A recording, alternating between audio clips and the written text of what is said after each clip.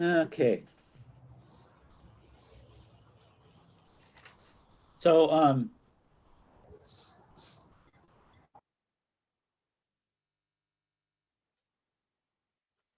anybody hear that? Can everybody hear me? Yes. Yeah. Yes. But there was a little background noise and all of a sudden the whole thing went quiet. I don't know what that was. But I thought, oh my God, we're gone. Okay, good. Let's talk a little bit about the tape measure and the layout again. That's pretty important. And then we'll start something new. So let me show you something also.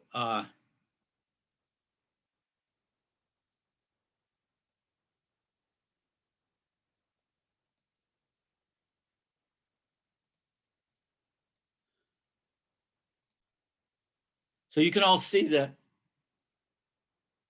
Boy, there's no sound at all. It's really eerie. Can you hear me? Yes.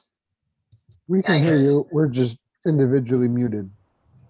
Yeah, maybe when everybody mutes, that's probably it. If there, usually there's some people that aren't muted, and I get that background, like the leaves blowing behind Gerardo.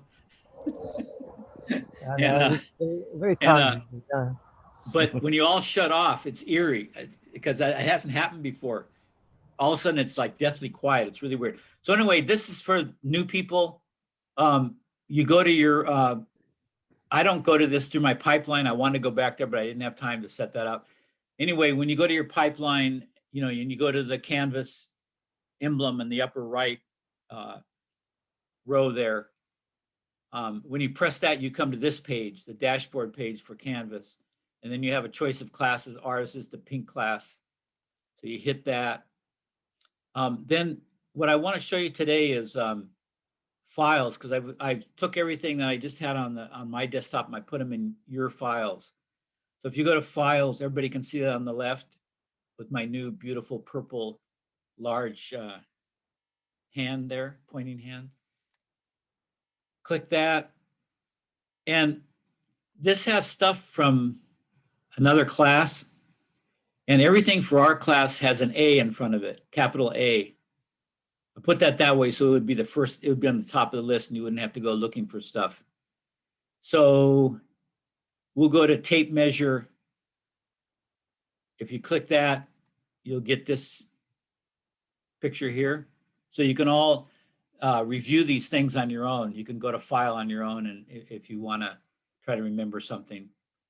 So remember we talked about the hook on the end that has to be in good shape because it slides, whether you're butting the tape to something or hooking it on something, it makes a difference.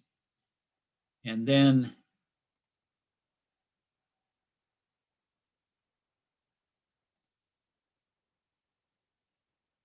oh yeah, okay.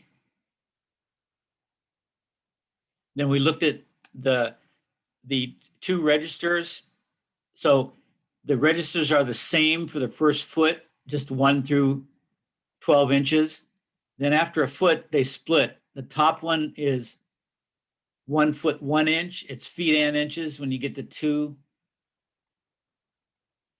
it'll go 2 foot 1 inch. And then the bottom just continues with single inches all the way to the end of the tape. Then there's layout. Let's see if we have a better layout picture. Oh my God, we do. So if it's 16 on center layout for the studs and the joist and the rafters, any of the framing systems can be laid out on center. In other words, they're 16 inches apart. Those are all marked with the red, so you can easily read them. Twice 16 would be what? Anybody? 32. 32. It doesn't show, but that would be the next one in red. Then 48, etc. There's another layout, a 2 foot layout, and those are all marked in black on top. So it's easy to find the layout because when you mark the stud, which I'll show you in a minute on the film, you want to be able to find these places easy and not have to, squint and look, where's 16 and where's 24. Okay.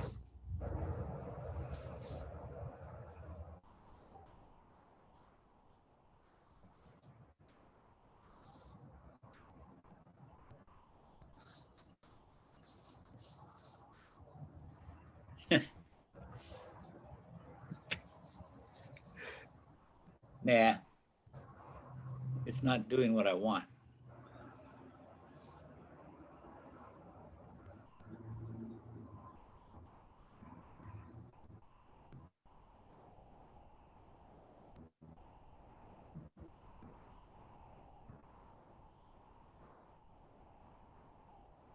Oh, come on. Okay. What I want is this one here. It's because I was going the wrong way. Okay. Now,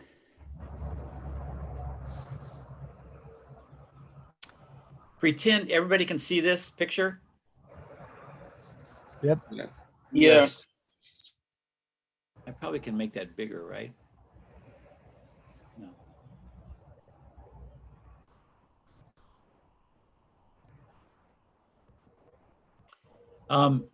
So this is a part of a wall. This is the bottom plate in a wall, and these are studs going up. They're taller than this, but I'm just showing you the layout.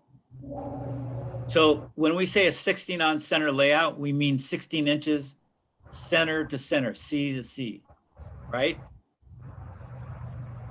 But when you actually write the layout on the bottom plate, when you're making the wall, you're going to go left. You're going to mark the left of the stud and the left of the stud.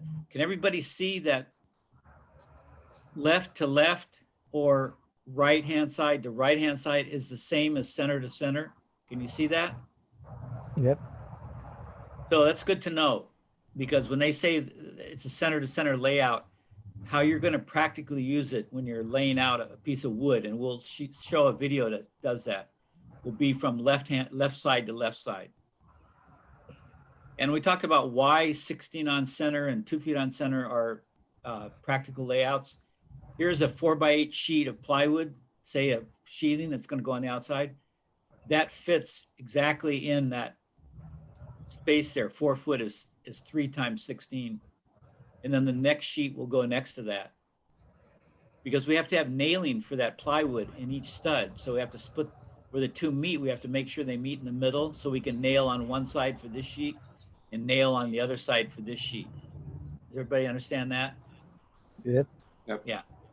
Okay. So what are the dimensions of the studs usually? Great question. Usually they're about 8 feet. There's 2 standard dimensions, 8 feet and 92 and a quarter.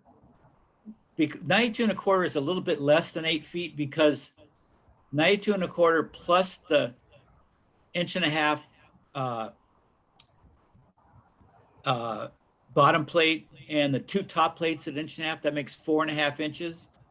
Mm-hmm. So if you had 4.5 to 92 and a quarter, you get 96 3/4 to the top of the wall. And then there's joists that go across that. And if they sheetrock on the bottom of those joists, a 5/8 piece of sheetrock will bring the ceiling height to 8 foot even.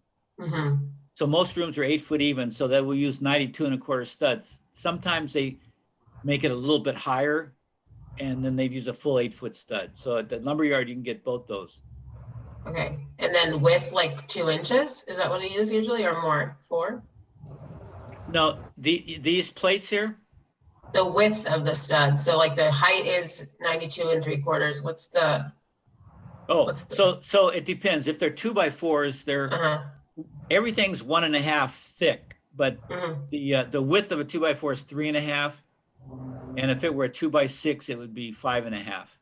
Okay. And did I give you guys a chart that had that on it? Did anybody remember? Not yet. No. I don't Okay, think I'll so. give you that it shows the different sizes. That's important to know. Okay, what do I have here?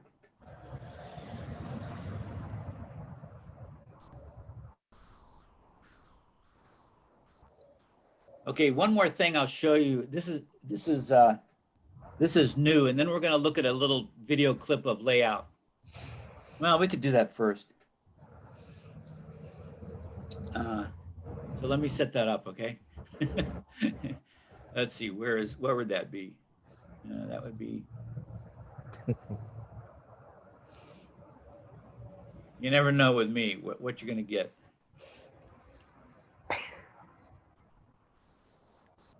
Okay.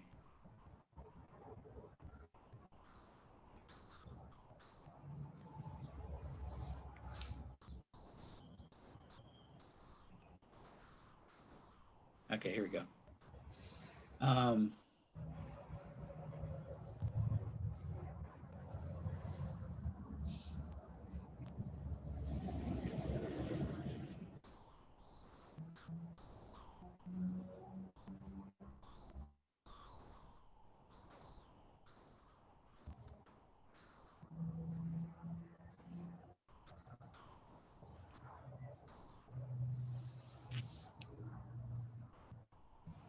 Just hang on, I'm getting there.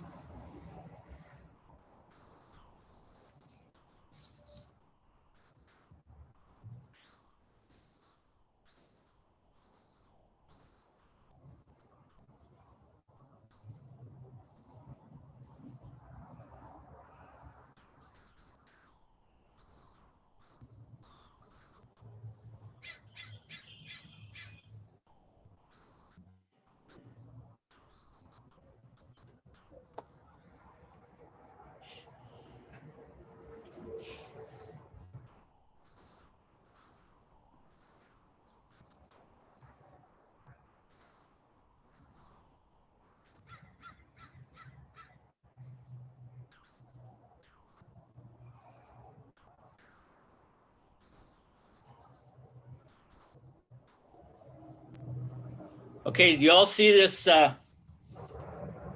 guy with a beard on the hat? Yep. Okay, yay. Okay, this guy's gonna, well, we'll let him tell you what he's gonna do. Today's video is going to be all about layout. So if you're going to build a house or a deck or a shed or anything, you need to know about layout for your floors, walls, and roof. So we're going to break this down into 3 parts. Why you need a layout, the different types of layouts, the common types, and number 3, how to lay things out on center. And that's the biggest mystery that I found hiring new people to work for us. You could be making more money if you're in the construction field and you learn how to do this correctly. Your boss is going to really appreciate it. Okay, part 1, why do you need layout? And that's so that your walls have an even, uniform strength. There's a stud equally spaced all through the walls, or a floor joist equally spaced all through the floor. It has a uniform strength. Number 2 is that those spaces will line up on every floor, floor to floor, if you keep them all in the same layout. So your floor joist, then your studs, then your rafters are all lined up so there's an even, open bay for your mechanical systems or your wires to run through your walls, through your floors, through your roof without something getting in the way and your mechanical contractors getting really ticked off at you. And number 3, this is really important. If you do your layout correctly, all of your sheet goods will fit onto your studs, floor joists, and rafters without having to cut them. Your 8-foot lengths and your 4-foot lengths will break evenly in the middle of a stud, rafter, or floor joist. And that's super important for your sheeting and also your drywall, so you don't have to measure or cut all your sheets. You can just throw down full sheets and get on with it.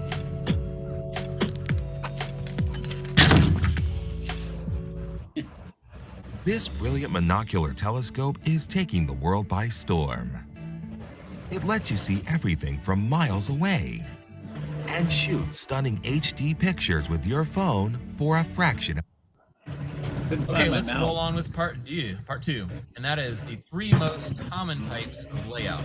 That is 16 inches on center, 24 inches on center, and 19 inches on center. With 16 inches on center, you're going to break 8 feet into 16 space. You're going to break 8 feet goods like plywood. Okay, let's expand on that a little bit. Some of your finer sheet goods, like this Advantech subflooring, actually have all of the common types, and they're need to be on your tape measure. Those are your 2-foot diamond, and there's something very special about We don't care your about diamond. And that's why as if I'm looking on the outside of the structure and pulling across. We're going to mark 16-inch center. Okay, that's 16 inches, but we don't want our stud edge on this mark, and we need a mark to align our stud edge because that's what you can see. So I'm going to mark 3/4 back from that, 15 1/4, and the stud actually goes here. We do that. He's going to explain it, but I'll gloss it as well. This is 16. No, this is 16 here. But we can't put the stud, and he'll show you, over that because we won't see where the line is. He's going to draw a line across. So we go 3/4 to one side and draw a line, and then it won't cover the line. And we can put the stud right up to here. He'll show you that. That will break this stud 3/4 on either side of this center mark. And the reason you mark the edge and not the center is that when you install a stud, you can still see that line and you can use it to line up the framing square with the plate, as in this way you can tell that it's where it's supposed to be. If you would have made that mark underneath the center, like right through here, that mark would be not visible. As soon as you put this in, wouldn't be much good to you. You can mark one side or the other side or both sides. You really only need one side. And so we're going to go on down through here. There's stud number 1, 32, go back 3/4.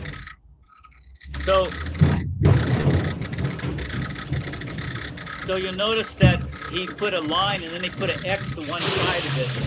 Gerardo, So that's- can you mute yourself? I think Gerardo needs to mute himself. Who's ever got the tractor in their bedroom? Could you mute? Gerardo, can you turn off your microphone, please? Gerardo, mute. Oh, Gerardo, are they doing construction in your yard? Okay. Notice he put a line and then he put an X to one side of the line. When you're laying out, it's usually the X is to your right. We'll show you that later, but that tells you the stud goes to the right of the line. The stud covers the X, goes right to the line and covers the X. If you put it next to a line and the X is showing, you put it on the wrong side. That's the simplest way we can mark it in construction. You have to have the line to make the stud straight on the plate. And then you have to have the X to tell you which side of that line when you're starting to nail the studs together. There's your stud on center, 48. Go back 3/4, that's your stud on center. And we'll go on down. This is called quarters set ahead, is what I've had a builder tell me before. Quarters set ahead is the name of this because you go from the quarter that's back from your increment.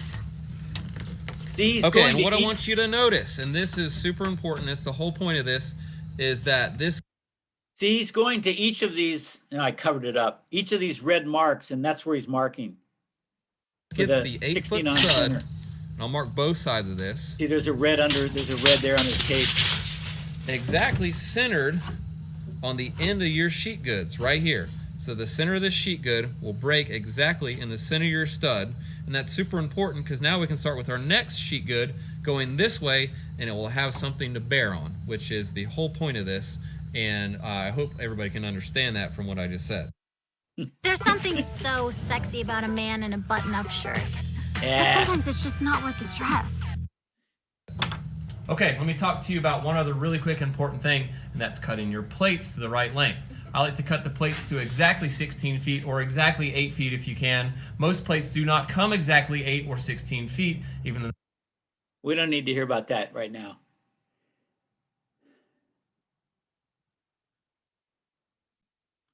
Okay. Was that understandable? I mean, he had as much trouble as I do. It's so obvious to framers, but the initial understanding takes a while. I mean, it's not sophisticated, but it's different than other things you've been doing.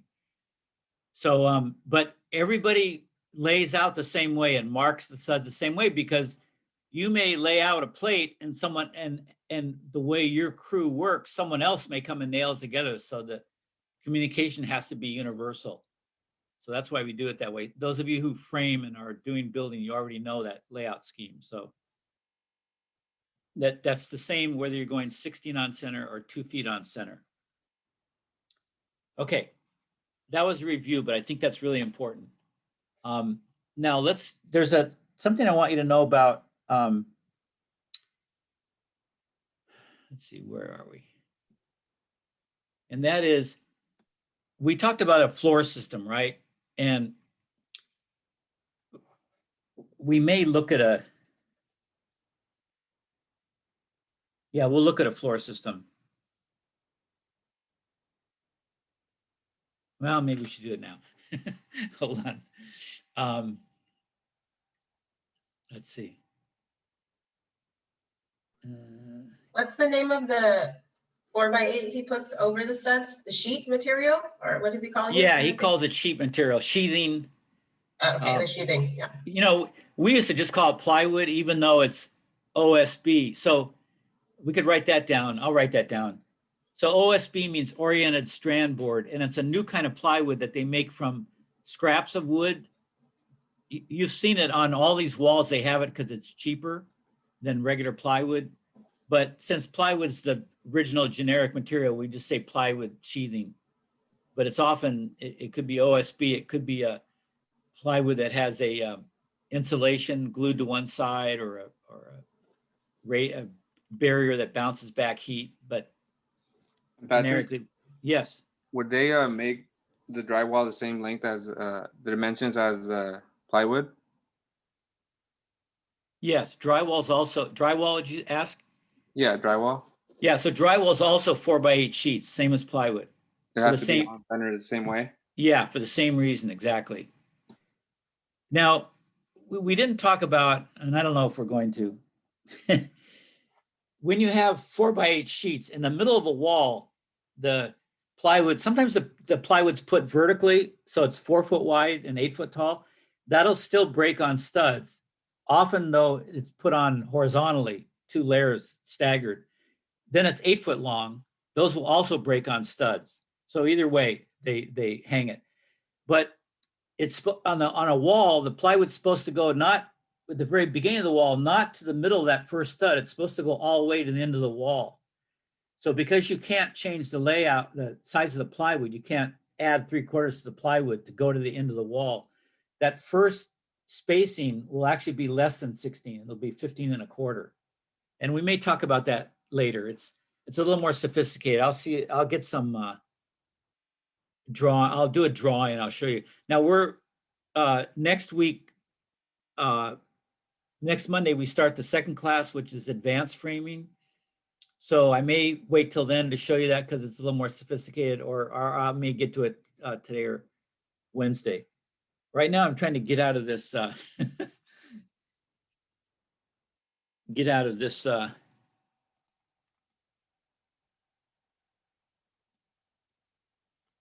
God. Okay, here we go.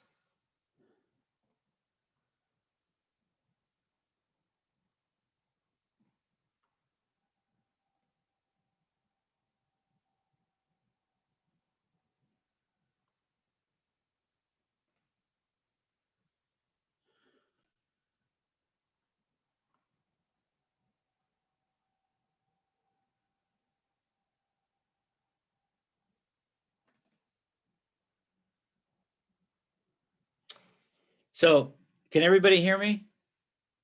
Okay. So this is the book I'm taking a lot of these pictures from, and this is the weakest section. They don't have a really good view of a floor, although this is okay. What I was talking about is, you can see on the left, it's a little blurry because it was toward the middle of the scan, but you can see the 16, you can see the layout 16 on center here. So starting these second joists on this floor system, it's 16 to this from the center of this one to the center of this one, right? That we know. But look at the beginning here. It needs to be 16 from the center here to the outside of this end joist because the flooring, the plywood will go all the way here, and it's a multiple of 16. The plywood's a multiple of 16. So this first bay, we call it, the space, we'll call bay, and I'll write that also. This first space, whether it's a wall framing or a floor framing or ceiling framing or rafters, will always be 15.25 rather than 16. And I'll show you that more. That's important.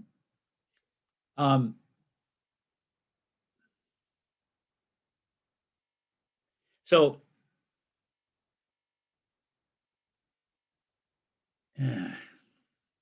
in terms of vocabulary, you know, these drawings in these textbooks are often wrong. That's the problem. You know, they're the only visual you have unless you make. That's why I have so many drawings and diagrams that I make, because the books blow it every time. So here's the thing. This is these are called joists, okay? The members of the floor system that are spaced down here, you can see it. These running this way are called joists, J-O-I-S-T-S, and we're going to look at this vocabulary later. Monica's going to work on it in the breakaway also. But the joists all have to nail into a board on the side, right? All the different joists nail into this board. This is usually called the rim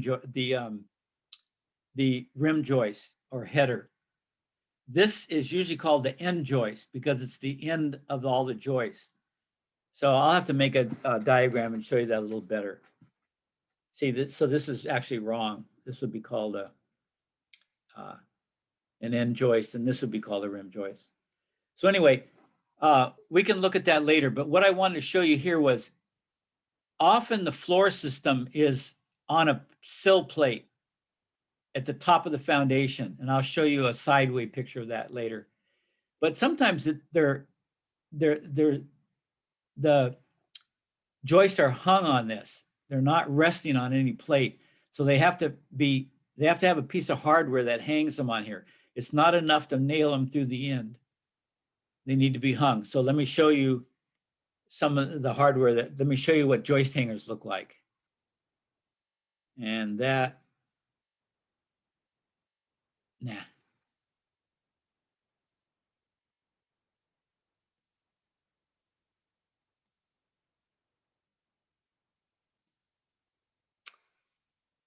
joist hanger. Oh.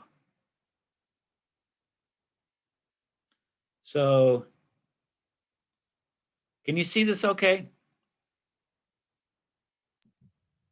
It's hard to read.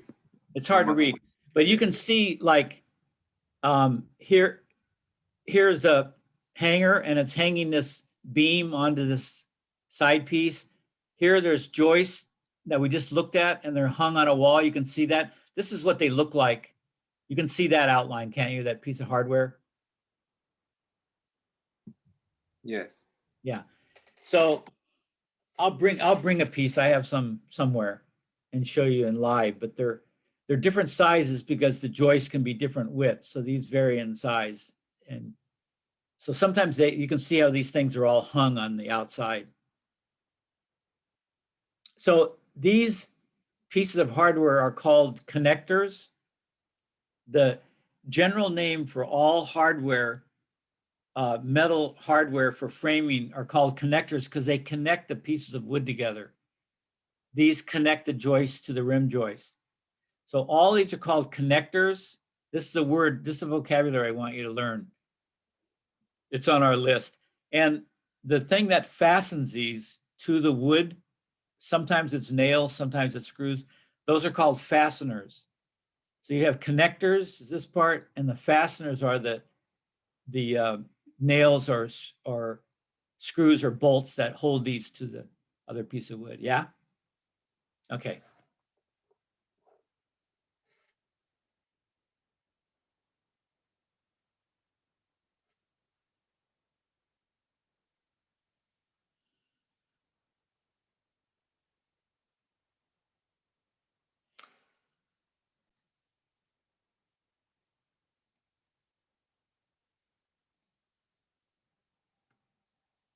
Oh, I didn't pin myself. Hold on. Okay.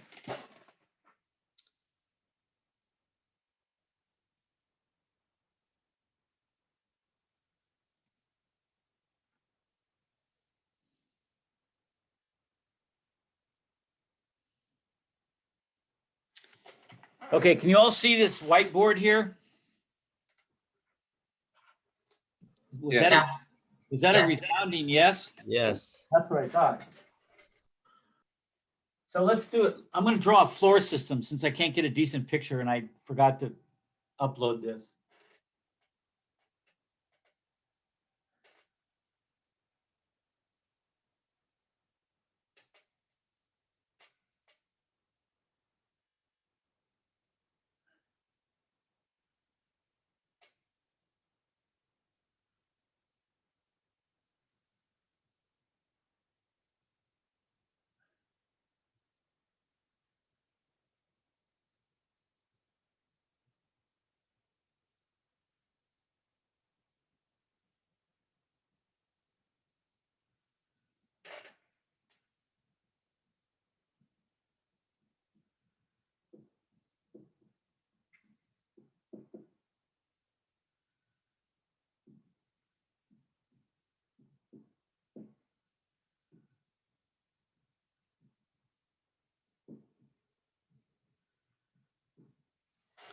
Y'all see that?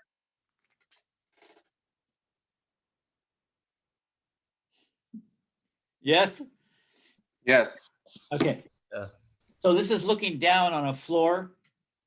And these are the joists that hold the floor up, right? The plywood's going to go on those and that's going to be your floor.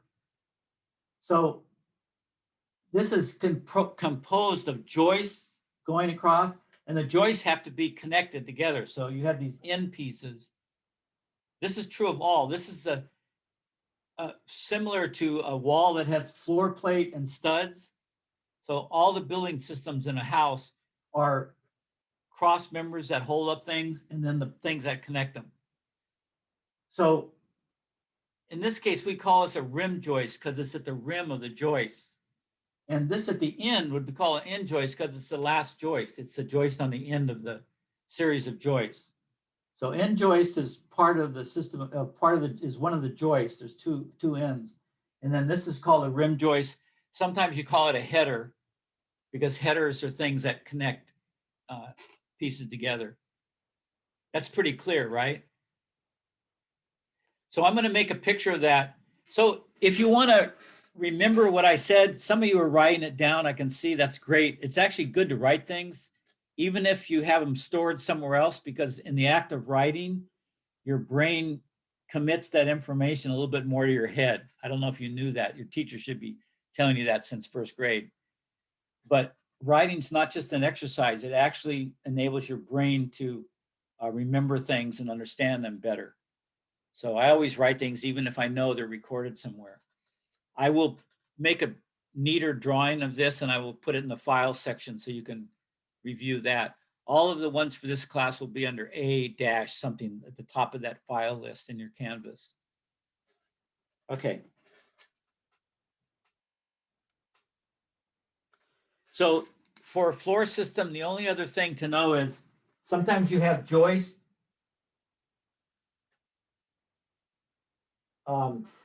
Joist hangers that the joists hang on. Usually the joists are nailed because they sit on a plate and they don't need any more support. Sometimes they're suspended for some reason. Like if you have a basement, you might have a suspended system, and then they have to have these joist hangers on each joist. So joist hangers, and then also the plywood.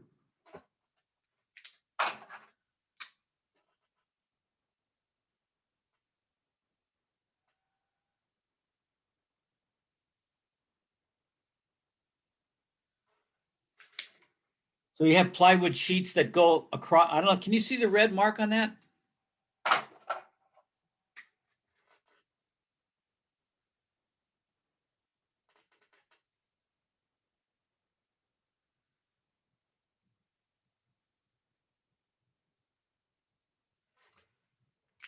Then you lay plywood sheathing across the joist, going, the long way the plywood cuts across. So those are basically the components of floors, those items. And we've got a list of those that I also gave Monica.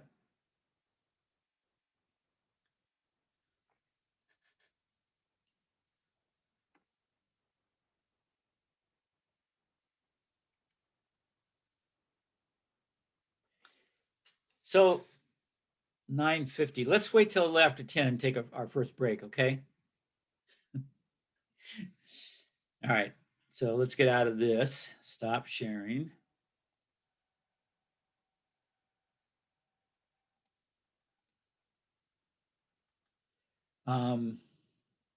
Okay.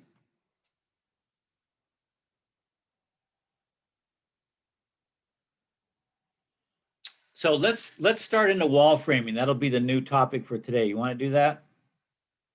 I know you do. Yes, let's do it. Yes. Yeah.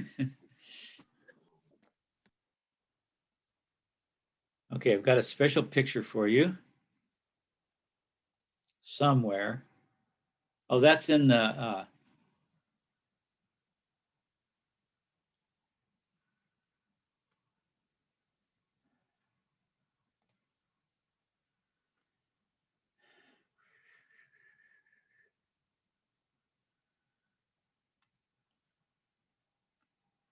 typical wall frame. There we go.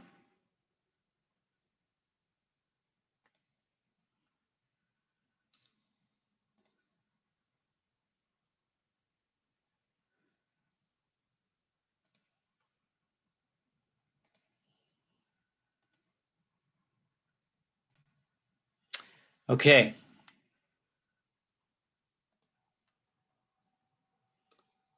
Now,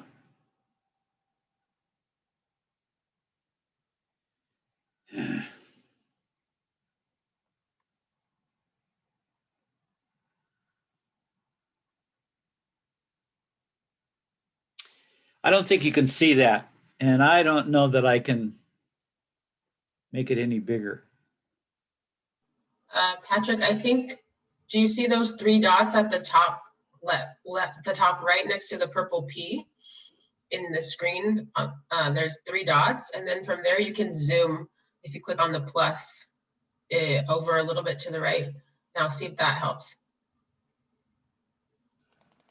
No, that's not, it's not making the picture bigger. It's just making the other screen bigger. It didn't do anything. Yeah. Sorry. So Nope. I think I have this on my desktop. Let me try that.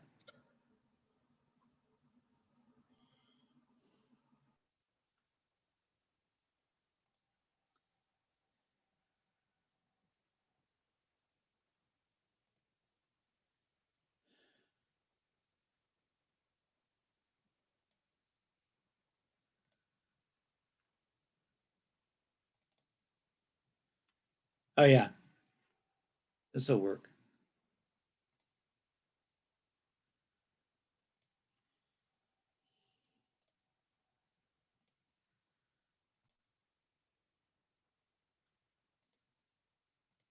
Whoop.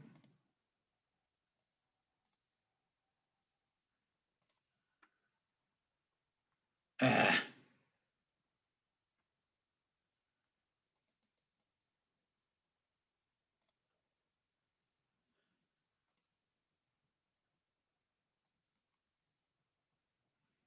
How can you see that? Yeah, that's better.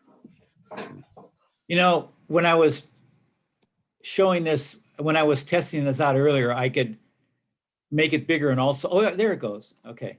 For some reason, it wasn't doing it. Well,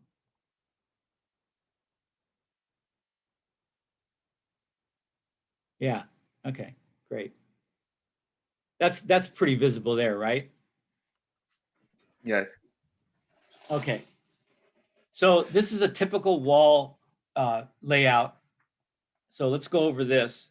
You've done floors much simpler, although floors, and we'll look at this in our advanced class next week.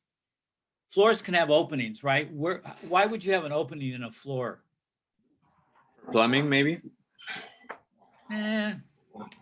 Plumbing would go through the floor, but it wouldn't actually have an opening. A basement? Yeah, basement would be one. We don't have many basements around here, but Basements, you need a stairwell opening, right?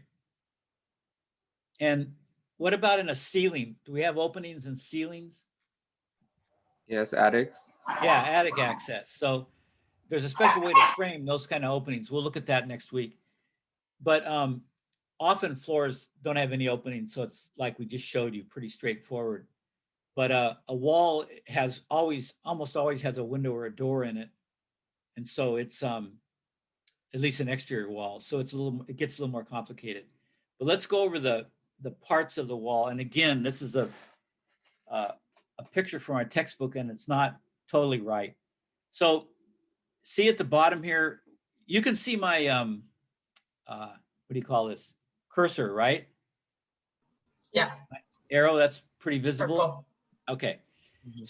So just follow that as I go. So sole plate, some places they call it sole plate. Here in Southern Cal, we call it a bottom plate. Okay. So you might write that down. I may do another picture to show you alternate vocabulary. Anyway, sole plate, we call it a bottom plate. We call this a top plate, like up here. But we'll look at framing in a little bit, a video, and you'll see that there's actually two top plates to a wall. They build the wall with bottom plate and single top plate in order to have something to nail the studs to. And they put that in place, but then they put a second top plate that kind of connects the walls together. So, if you have walls butting each other, the middle plate will go over and connect to that wall. So walls have a second top plate, and that's usually called a double top plate or top plate. So you've got three plates. When you build it on the ground, you usually just build it with these two outside plates, the bottom plate and the top plate. You've got studs. We've been talking about studs all along. When you get to a window or a door, the studs that are on the edge of the window or the edge of the door, those are called king studs. K-I-N-G, king studs. So you have regular studs, you have a king stud. These little pieces here above the window and below the window and above the door are called cripple studs. Cripple meaning curtailed, shortened. So it's like these studs went all the way down except the window cut them out. So you have top plate, bottom plate, studs, king stud, cripple studs. Those are most of the vertical pieces. There is another piece, this little piece inside here that holds up the header of the window. You see this, you all see this little piece here? Yes. Door also has one because it has a header. They want it supported by a piece. That's called a trimmer. I haven't heard jack studs around here. These books are national, so they try to, they try to make the vocabulary general, but in different parts of the country, they call them different things. So maybe in the old days here, they called things jack studs. Jack usually means, the adjective jack usually means shorter, but we call them trimmers pretty much here. So doors have trimmers and windows have trimmers. So king stud, trimmer, stud, cripple studs. So those are all the vertical members. And whoever asked, I don't know if it was Carla or somebody, about the height of or maybe it was Monica, about the height of the wall. So 8 foot could be this height, or it could be the height with the second top plate. That kind of varies. The 6'10" over here is the height of the door, typically, and they try to get windows that same height, so from the outside and inside, the doors and windows look even. Of course, that can vary. You can have Shaq O'Neal probably has a door that's bigger than that, bigger than a 6'10" rough opening, but typically they're 6'10" to here. And then you put the door itself in the door frame and the door, and it'll bring that opening down a little bit less. 6'8" is usually what they want to open, what you walk through. So you got a couple inches in there. And then the two other things that you need to know are the header, rarely called a lintel. in Southern Cal, almost always a header, window header, door header, and a sill. Doors go all the way to the ground, but windows are cut off, and that's called a sill, window sill. Usually we don't say rough sill, just window sill. So let's talk about distribution of weight, because that's why this looks the way it is. So if you have a single floor building, you're going to have maybe ceiling joists on here with an attic that supports an attic, and then you'll have rafters, you'll have a roof above that. So that weight is going to come down on this wall here. If you have multiple stories, you have a second or third story above this, that's even more weight coming down on this wall. So when they engineered this, and I don't know, it was done a while back, maybe in the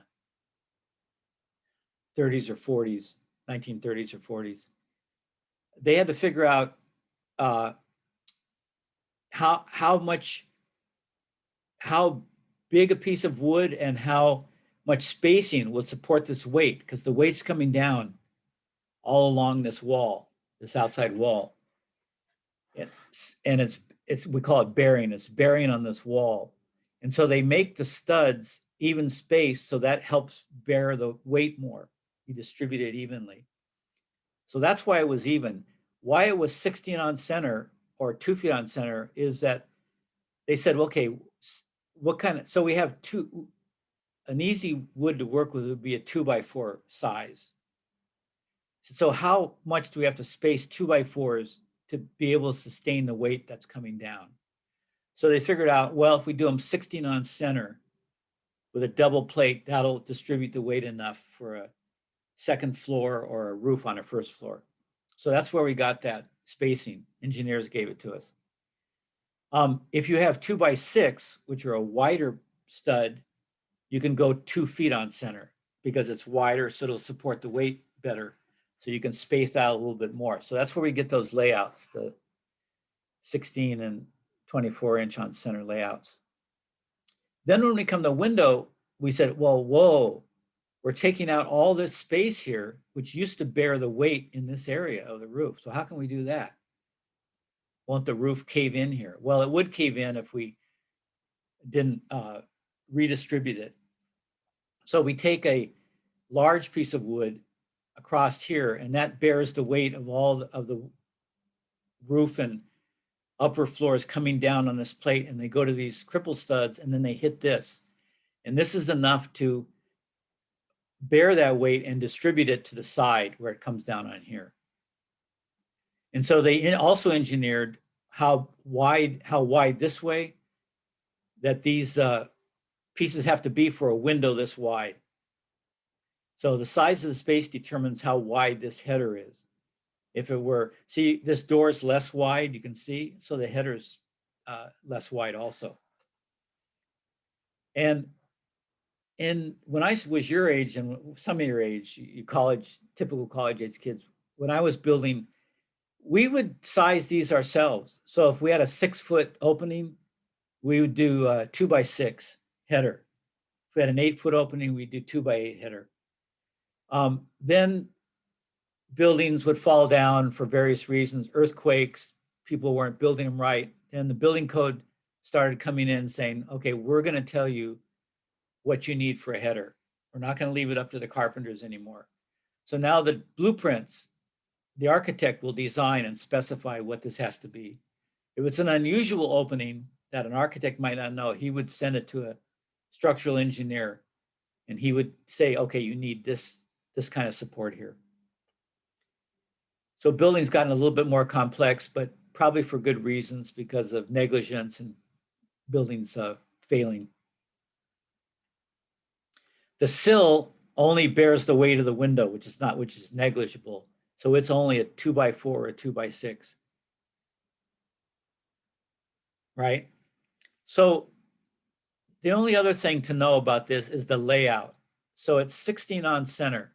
So from this end, it'll be 15.25 to the left of that stud. Then it'll be 16 left stud to left of stud. Now notice a window and a door interfere with that layout. they come right in the middle of it. We're trying to get architects to put it in the layout, at least one side these days, but conventionally they just put it where they want it. That messes up the layout. So what you have to do is this cripple stud has to maintain that layout, both these cripple studs. So it'll be 16 left to this stud, 16 left to this cripple, 16 left to left, or center to center. Then there's somewhere in here, there's a 16 stud. Then it will continue the layout to here, to here, to here, to here, to here. So that layout, why does that layout have to continue even when above a window, above and below a window? Can anybody figure that out?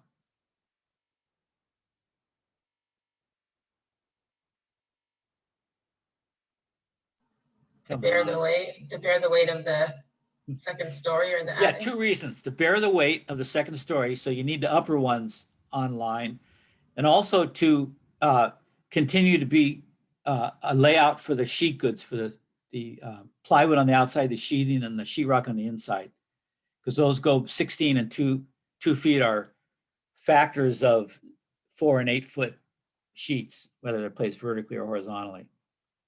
So yeah, so that's why you need to continue that layout.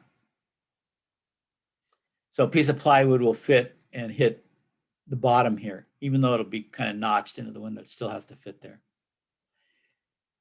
These are where partitions, where a wall coming this way into it goes. But we build these differently now, and the in one's also called a post or yeah. We're trying to get away from this now. We've got a more efficient way of building now, so I'm not going to emphasize these right now. So anybody have any questions about this diagram, this wall framing diagram? Just real quick, so Yeah. you would need a second top plate if you're doing a 2-story building, or is that? Even a single story, you'd need a second top plate, Oh, okay. because this weight distribution is based on 2 top plates. Now, we're going to look at, next week, we're going to look at something called advanced framing, which is a technique they've started in the last 10 or 15 years. And it's to use less wood. And so they try to get away with 1 top plate. And the way to do that is to make sure the joists are above the studs. So the weight comes down and doesn't have to be, see this top plate, if you have a joist for the second floor or the attic, between studs, the double top plate is designed to transfer that weight over to a stud. If you have a single top plate and you have a joist between it, it won't do it. It's not legal. Unless you stack it and that joist is right above it, and then you don't have to transfer laterally with those plates. So if you eliminate that top plate, which they're doing, but I actually, we'll talk about it next week. I actually don't like that one particular advanced framing technique because it's so hard to stack. It takes a lot of work to line up all the framing through the floors that it, unless you're really used to it and you do a lot of it, it slows down framers quite a bit. You're only saving 1 top plate. There's other places where you can save a lot of wood, which makes it efficient and sustainable. So we'll talk about that next week. Great question, though. They only need 1 top plate to build it because you put it on the ground and you nail the studs in from each side, and then you can stand it up. So they do that. And also then when you have the, like I'll show you a top picture. I'll do a drawing. Well, no, here. I'll do it now. God, I'm foggy too, you guys. So,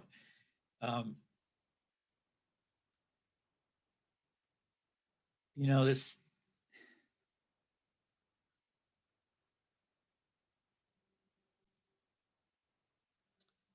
Okay.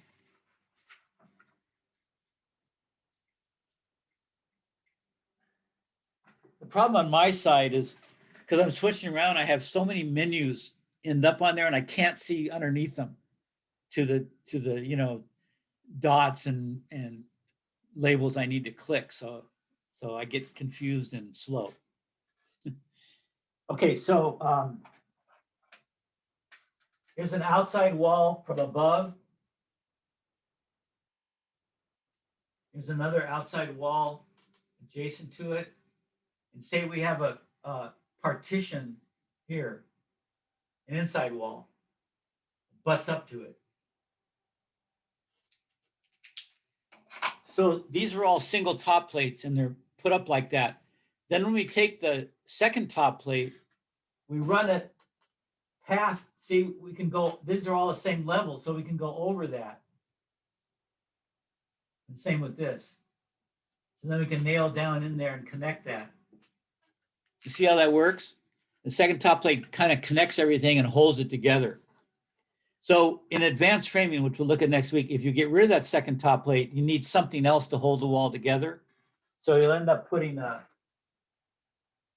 metal strap across there. Are you like routering out that gap for the wood to sit on? Or I'm not quite understanding how you're stacking it. Great question. Can you see that? Yeah, let's look at it sideways.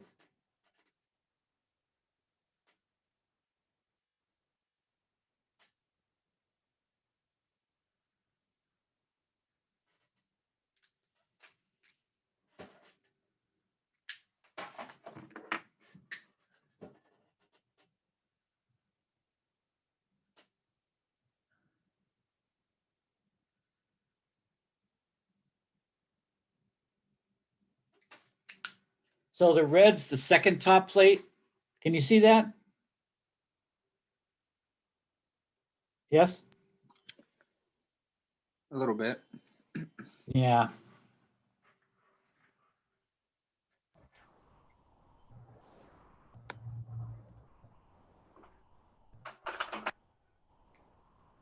So this is looking down on it, and this is looking at it from the side.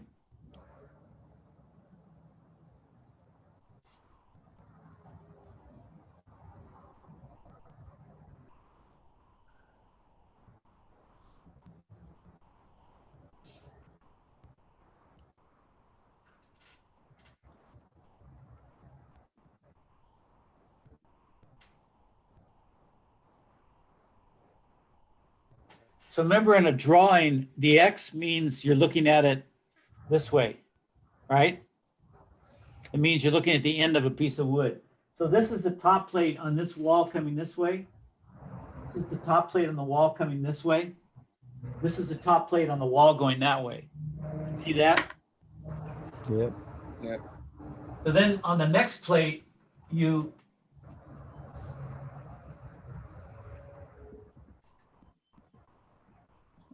this top plate here, that would go on top of it, on top of this wall, and it would overlap that outside wall.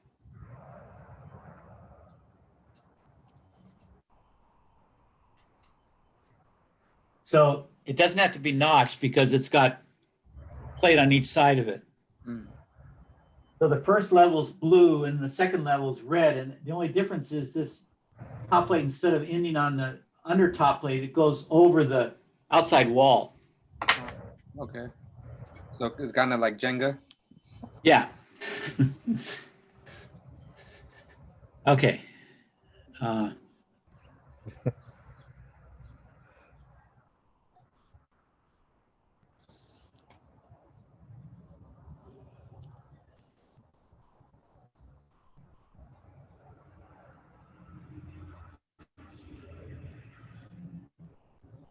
Okay, one more thing and then we'll take a break.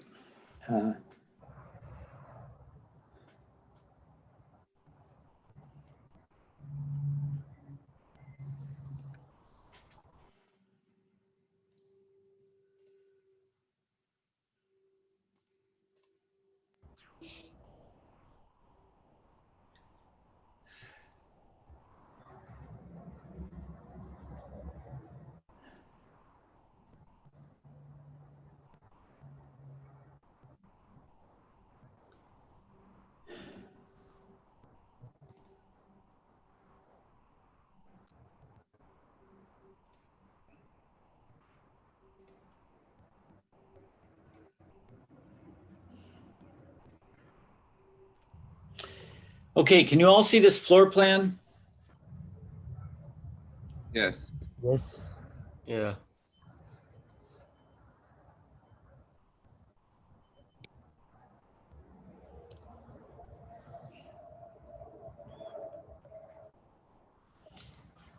Okay, so when you look on a plan, a floor plan on a set of plans shows you where all the walls go. This is looking from the top, from above. And it shows you where all the walls go. And if there's a window in a wall, like right here, it'll give you the distance from some corner in the wall, like right here, to the center of the window. So windows and doors are always marked to the center. To the center. You're in the garage, there's a window in the back down below here. It's marked 11 foot to the center. And then you have to go to either side, the size of the. Now, on that framing plan, the opening, I'll show you that.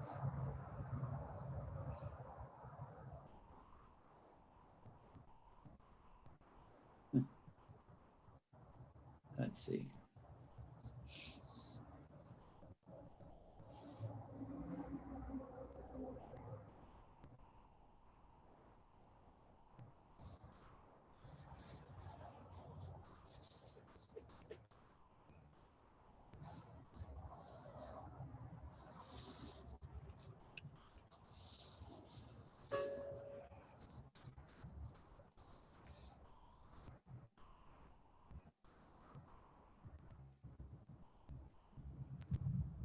Do you all see this wall plan again? Yep. Yep. One last thing, this opening from trimmer to trimmer, header to sill, trimmer to trimmer, header to ground, that's called a rough opening. R-O-U-G-H, like rough. Rough That's a wall. pretty important term because the framing opening is called a rough opening. That means it's a little bit bigger than the window or the door. So you can put the door and the window in and put shims on the side and get it straight and just right. So the rough opening is always a little bit bigger. In the old days, when we knew it was say a 4 foot long window and 3 foot high, we knew the rough opening would be 4 foot wide, and then we'd add a couple inches to it. So we'd have room on the side, and then we'd add a couple inches to the top. But the window company started making all different size windows. They didn't really exactly go with what they were called. They might be slightly bigger or less. So we could no longer do that rule of thumb. And now on the plans, you have a regular one set on the plans tells what the size of the windows are and gives you the rough opening they want for that window. So you just read it off the plans and it'll say, you know, for a 3'4" window, they would say 3'2" by 4'2" rough opening. They would just specify it and you just build it to that. So when you're framing, you have to find that on the plans because that'll determine this distance here. So that's how you find that. All right, so Monica, don't you think it's a good time for a break? Let's see what I got left here. Yeah, I agree. Might be a good time for a break, Yeah, everybody. and then we'll come back and I got some videos on framing that we'll go over, wall framing, and then we'll have breakout groups after that. Okay, Yeah, sounds good. yeah, so everybody come back by 10:30. All Yep. right, see you in a Okay. little bit. Cool. And if anybody has any questions or any problems they want to talk over, I'll be here. At least most of the time.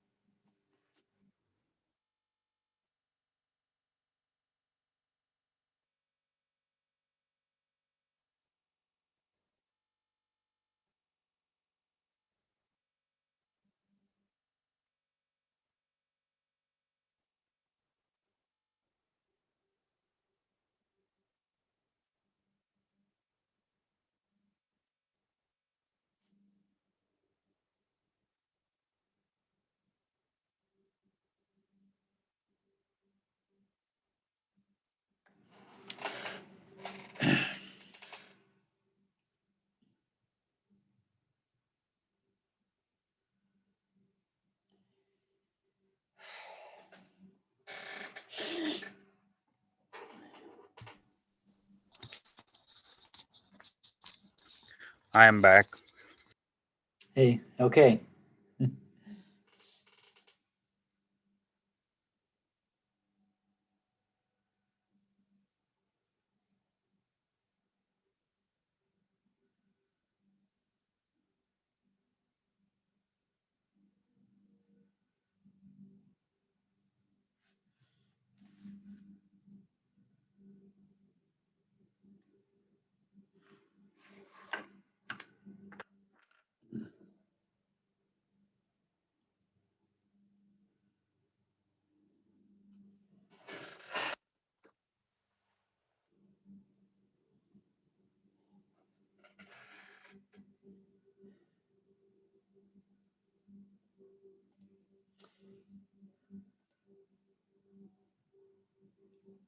Monica, are you back yet?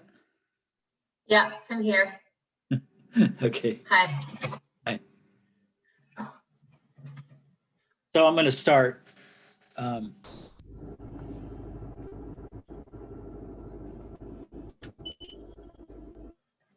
you go. Okay, so I've got a little bit of a video I want to share. Everybody see this screen okay? Yes. And I'll make it even bigger, maybe. Yeah, there we go. And I'm going to stop and go and gloss this with a little commentary here and there, but this is building a custom home in 40 minutes. We're not going to see the whole thing. We don't have time for that, but it's a time lapse anyway. You can wait till he starts talking. So we got this all wrapped up, You hear plated this, all the way right? through, end to end. We have Yep. a big You can all hear this? break right over there. Sides of Yes. red, plated out all the way around, all the way down, around, finished out. All this is double plated in here and here, all the way over. So they lay out all their plates, top plates and bottom plates for all the walls ahead of time. Now there's two foundations we talked about, a slab foundation and a raised floor that takes a floor system like we looked at earlier. This is a slab foundation. You can see it's all slab. There's no raised floor. There's no crawl space. And the slab has anchor bolts sticking out of it. You can see where my cursor's pointing to. Yep. And all the walls, the bottom plates will be drilled for holes to match these, and the wall will be slid down onto these bolts. You'll see that. I'll point that out. So first they're going to lay out all the plates so they know where the walls are, and then they're going to bring the studs in. And Is that the same spacing? yeah, okay, so that's a good point. Floors are usually 2 feet on center, unless they're going to bear some kind of unusual weight. And ceilings are often 2 feet on center. And walls are, if they're 2x4 walls, they have to be 16 inches on center. But these walls look like they're 2x6, so they're probably 2 foot on center. I'm talking about the anchors. Do they No. need? Sorry. Okay. So the anchors have to be within 6 feet of each other, and they have to be within a foot of the corner. So they can't be more than 6 feet apart. Okay. Does that answer your question? Yes. And they have to be within a foot of the end of the wall. The only thing left is that entryway.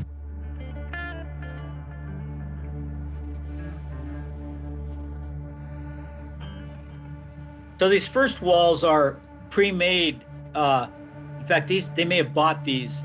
They're usually for garages where they have that little tiny wall on the side, and they have to be made very rigid so that an earthquake won't make them move sideways. So they're going to put these up first.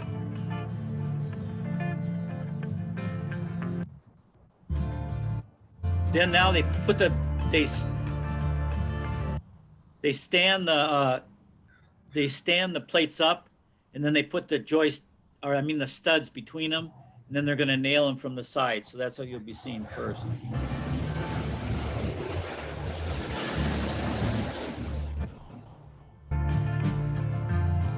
Another thing, you see these guys look down they'll hold up a board and look down the edge of the board. I should mention that now. That's pretty important. It's called crowning, like a crown, a king's crown, CROWNING. So Monica, you should add that to your vocabulary too. Crowning for crowning the studs. So the studs, they're milled straight, but nature, they're made of fibers that are different lengths and different water content. And over time, when it dries, sometimes it'll put pressure on the fibers and it'll bend the board slightly. And the board bends, along the flat edge. So that's why they're holding it up, and because they want to know which way the board's bending. And they want to put the bent part, they want to have the bend going up. So the two sides will touch. If the bend was going down, it would rock like a, it would just rock on the ground. So in order to keep it from rocking, they put the crown up, and I'll draw that out later too.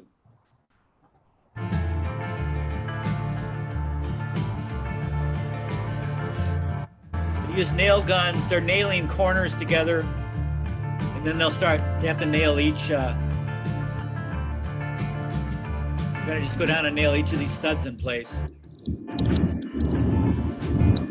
This is a window, or a door rather. It's a tall wall, so even above the door, there's a lot of space. See all the space above the door?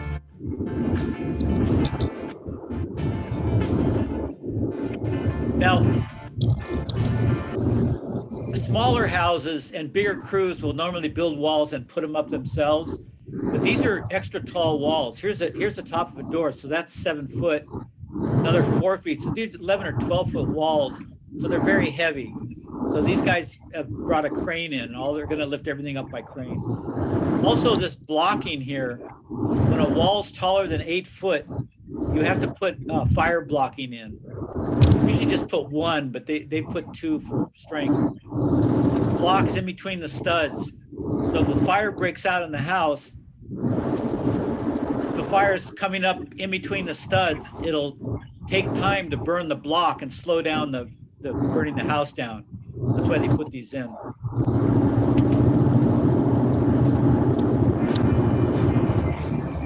See, they're gonna stand them up onto the bolts. It's up now. A bunch of them have to stand it up and make sure they go into the bolts. Then they're gonna brace that one so it doesn't fall back over.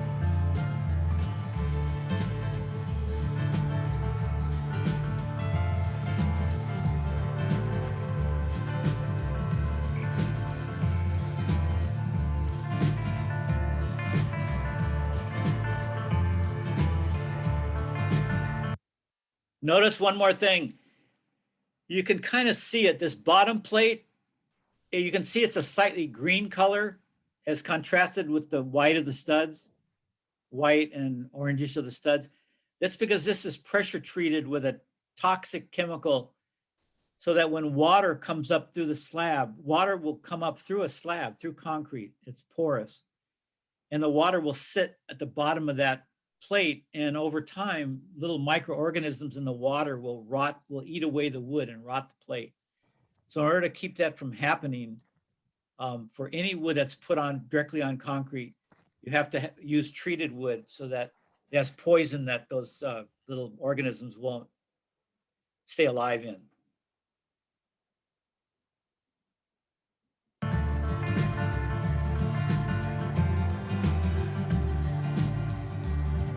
They're balancing it onto the pin, onto the anchor bolts. Leaf Filter is rolling into neighborhoods to end gutter cleaning forever. On this side of the house, we see gutters clogged with leaves, debris.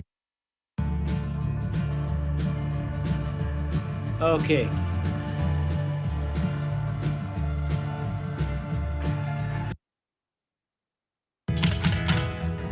Now, sometimes they'll put the sheathing, and this is that OSB, oriented strand board. It's a variation of plywood. Sometimes they'll put these on as a frame and then stand the wall up, but it depends on many things. If the crew is small, they don't have a huge crew, this extra sheathing adds a lot of weight to the wall, so they won't put it on until the wall's in place because they're not strong enough. But since these guys have a crane, they can sheathe a lot of the wall. So you see half the walls will be pre-sheathed.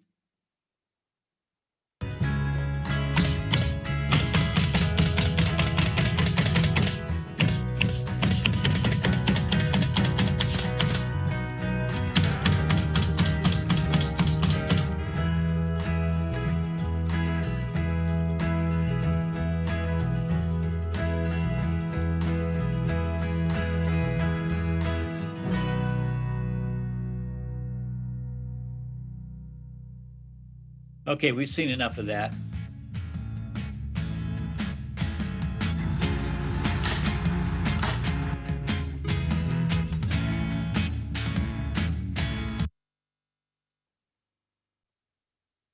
Okay. So that's a good video. We're going to look at some Wednesday there when they put the trusses up for roof framing. That'll be our last section of framing. So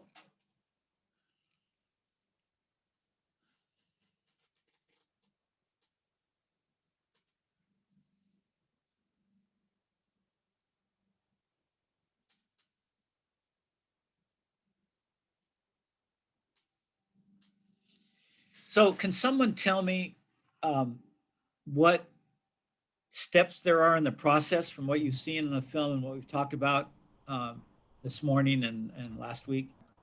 The steps in the framing, either of a wall or of the whole house. Who wants to brave that?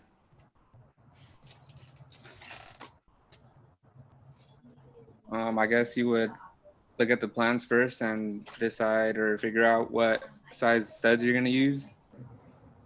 And then your flooring, whether it's gapped or just a concrete slab. I think that's how I would start it. I don't know, anyone else want to add to that? Yeah. Let me comment as you go. So that's perfect. So if say you're the crew leader, you're the guy in charge of all those of that crew that's putting up the walls. There's 4 or 5 guys. So you have to manage the situation. If you're not a crew leader, then you take orders from the crew leader. You don't have to know as much. Although if you look at these guys, they all seem to know what they're doing because they've probably done this kind of framing for a long time. And they could almost anybody be crew leader. They're that knowledgeable, but there's usually one guy in charge. What he has to do is the night before or the week before, he takes the plans home, the blueprints, and he'll look over it and he'll see what kind of studs there are. And he'll kind of in his mind plan the sequence of steps for the crew. And the plan will have the size of the studs and the layout and the length of the walls and all that. We saw a floor plan a while back. It'll look like that. So he'll be all ready. He'll determine which walls are going to go up first. Sometimes there's space limitations and you have to put up the walls in a certain order. So he'll do that. And then he'll come, then the day they're going to do it, the lumber will already have been delivered at the yard, at the site. And the crew will then separate the lumber. They have to do that. We haven't talked about that, but that's obviously, they'll separate the lumber into piles. They'll have 2x4s or 2x6s for studs and plate. Then for joists, which are usually wider, or rafters, 2x8 to 2x12s, they'll set those aside so they're not taking wood from the wrong place. And then they'll set up the plates on the slab or on the site. They'll set up the wall plates. If they need to build the floor, if it's not a slab and they have to actually build the floor, then they'll obviously, set up the joists and do that first. But let's talk about this one we just saw. There's no floor system. Everything goes on the slab. So they lay out all the plates on the slab and distribute the studs and get ready to thing. But then once they get the plates out, what do they have to do next? They've got the plates all cut to length and put in the place where they're going to be, top and bottom plate. What do they do next? They brace them up. No, before they put the wall up, the plates are on the ground. They're going to build the walls. What do they have to do to the top and bottom plate before they can nail the studs to it? Mark the measurements. Yeah, they have to lay it out, take the measurements, right. So they've cut them to length, which the length is on the plans. So they've done that. And then they have to lay out where the studs and the windows and doors and anything else, partitions, anything else goes. And we saw that. Remember, we saw that guy lay out in the earlier film. So that has to be done next.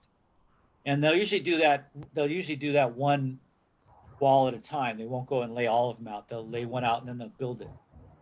So they've got the plates on either side of all the studs are laid out, and they've been crowned, right, to make sure they're straight, the crown's going up. So they're all studs are kind of in where they should be. And then they're gonna, as they nail, they're gonna pull the studs exactly to the line. They're gonna cover the X like we looked at. Gonna hold the stud next to the plate, and they're gonna nail 2 or 3 nails from the, into the stud through the plate. And you saw them doing that with nail guns. People use nail guns now. Then we got the wall all nailed together. Then what?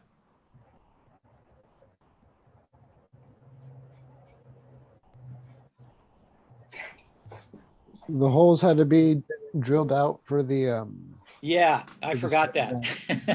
the So studding. usually the holes are drilled before they put the wall together. Thanks. Yeah. So they have to hold the plate up, the bottom plate up to the bolts and mark where they're going to be drilled. And the bolts may not be in line, so it has to be done pretty carefully. Then they're going to drill holes. It used to be we could drill holes 1/4 of an inch bigger than the anchor bolt, so you had plenty of room in case the measurement wasn't right. But they found out during earthquakes that little sloppiness, that extra room, gave the earthquake more chance to move. If you give those bolts a chance to move, it'll be easier to pull the plate out during an earthquake. So now the building department requires us to make them no bigger than a 1/16 bigger than the anchor bolt, which are usually 5/8 thick. So you don't have a lot of room for error. So now we have to be even more careful in how we mark where the bolts are going to be drilled.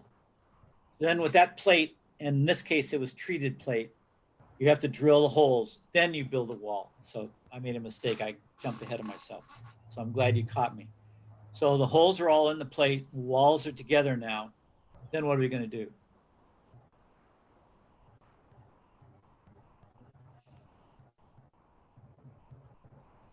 You then decide if you're gonna use plywood on the ground. Oh, yes. Good. That was good. So yeah. Or build it up as you go. Yeah, good note there.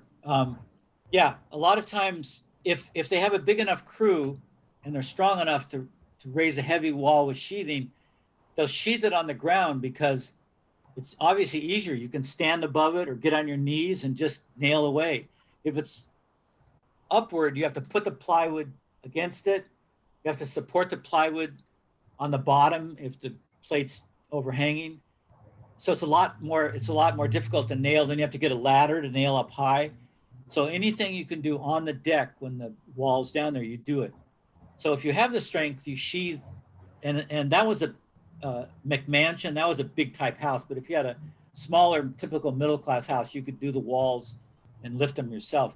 Sometimes when they don't have a crane, they'll do wall in segments. So those long walls, they would do 3 segments of, 10 to 20 foot long walls so they could lift them up. If you have a crane, you can build a giant, the walls look like 30 feet, some of those walls. You can do it that way. So it all depends on if you can get a crane in there, if you can afford a crane, how big your crew is. All those things weigh in on that. So say we sheathe the wall. That's a good call. Then what do we do?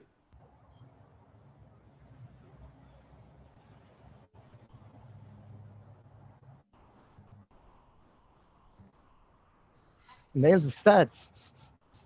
What's that? Nail the studs, and I measured them. The first is 15 1/4, and then a 16 is from there.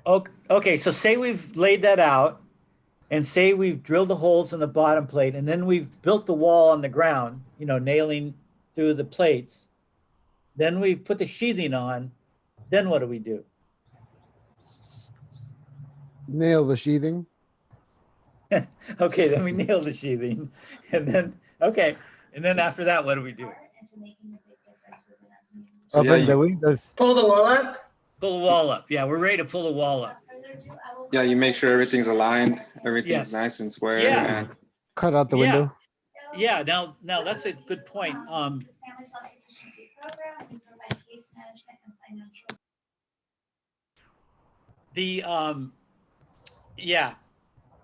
We didn't say that because that's a little more nuanced than than beginning framers need.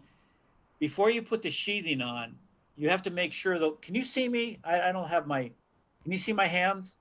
Okay. Yeah. I don't have myself on this big screen. When you build a wall, it's supposed to be a rectangle, right? The studs and the plates make a rectangle, or a square if it's a small wall. But when you're nailing on the ground, the studs could all be going slightly at an angle, right? They're all going to be 16 on center because that's where you marked it. But if the top plates and bottom plates aren't in a line, the wall could be a parallelogram. You don't want that. So you got to take your tape across the corners, all four corners, across two corners and across two corners. Make sure those tape measures say the same thing.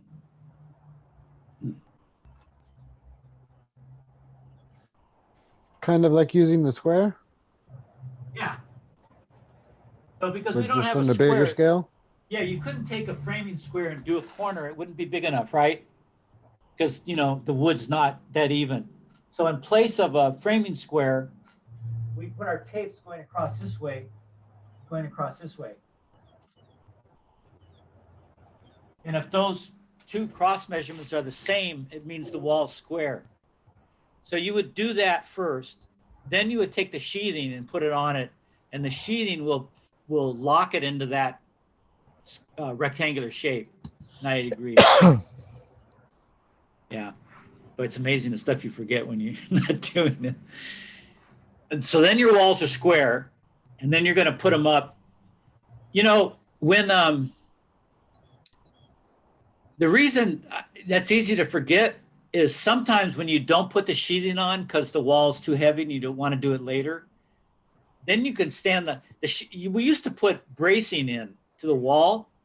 We'd inlay an actual piece of 1x2. We'd carve it out and have it go the diagonally across the wall. But we don't do that anymore. We let the sheathing be the bracing. But if you don't have the sheathing up, you have nothing that will brace that wall. So a lot of times they'll just put the wall up. They won't square it. And then when the wall's up, they'll take a level and make sure it's level. And if it's level, that means it's square. And then they can, then they can put the sheathing on the outside. So you can do it either way. I think you call that plumbness, right? Yeah, we want it plumb. Yeah, right, exactly. With the level. Yeah. So sometimes if the sheathing's not on, you can do that, and then maybe put a temporary brace on the inside, and then sheath it when you get it done. So anyway, either way, we've got a wall up we lifted it carefully over the anchor bolts, to fit in the holes. Then we brace it so it doesn't fall over. You can't just leave single wall standing up. The wind could blow in and fall over. The wall would break sometimes, might hurt somebody. So you always have to brace it before you leave the area.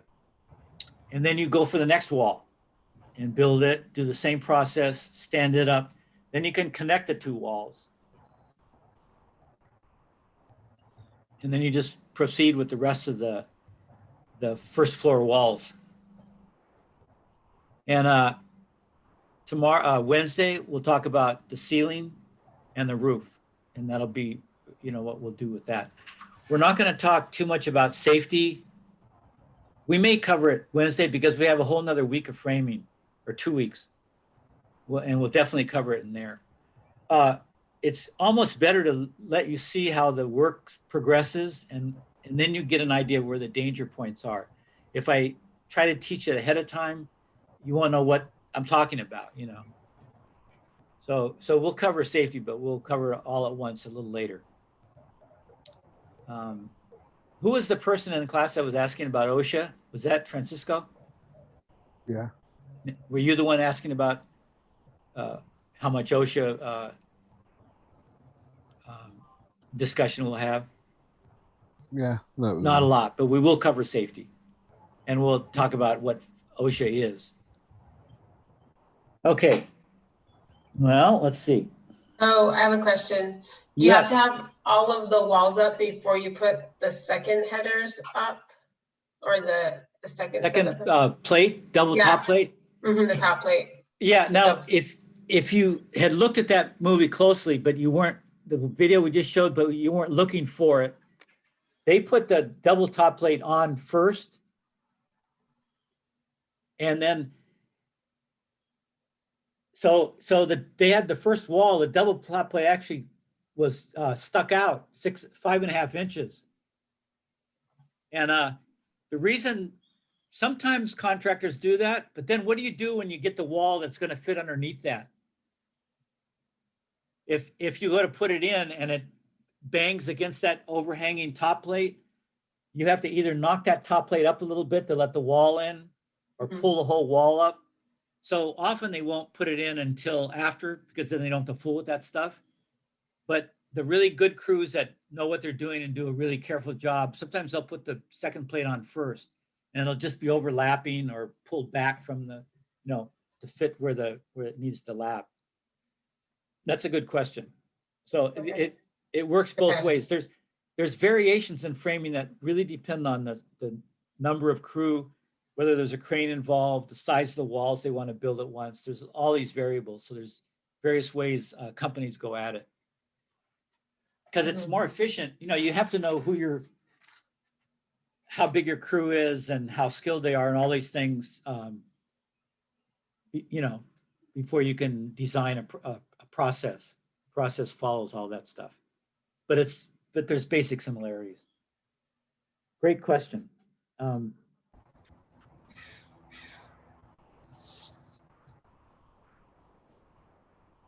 So we'll break at 11:15 maybe. Monica, right? Another 15 minutes for the breakout groups. Yeah, that sounds perfect. Okay. So let's see. What didn't I talk to you about?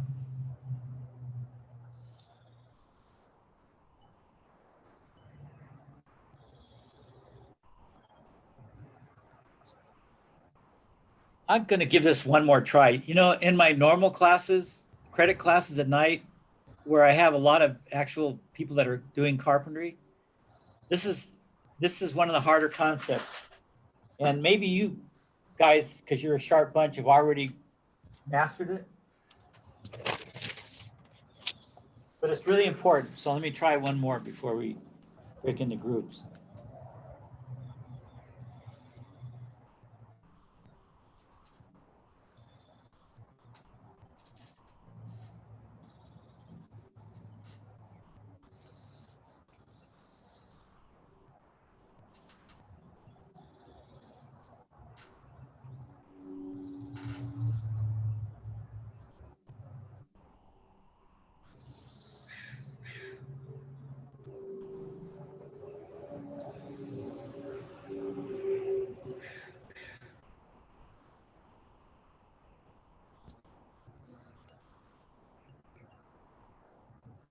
So say this is a 2x4 wall. You're looking at it straight up. There's a top plate up here.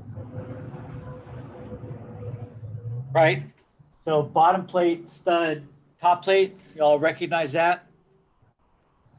And it's 2x4, so it has to be 16 on center. Can't be 24 inch because it'd have to be stronger, so it'd have to be 2x6s. But for a 2x4 wall, it's 16 on center. Remember we said also means 16 left to left, so left side to left side. And the reason for that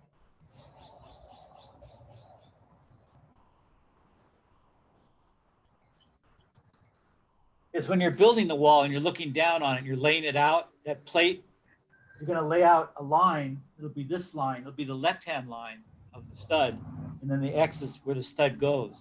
So that's why the layout's really left to left rather than center to center. So this is the left hand to left-hand center. So this one, if this were 16 on center, same thing. This to this, left to left was 16. Then the plywood would come here.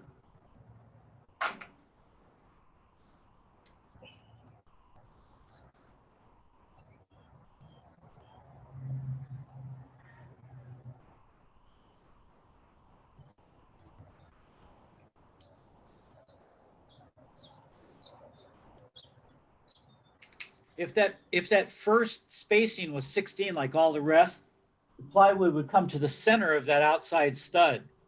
But the building department wants it to come all the way to the outside edge because you want that first stud needs a lot of good nailing for earthquakes. The corner of the building needs to be really strong. Sometimes when you only have half of a stud to nail, when two pieces of plywood meet, you only have 3/4, half of that inch and a half to nail. And a lot of times people miss. You see the nails on the other side don't hit squarely, they come out. You can actually see the nail. That's not very strong.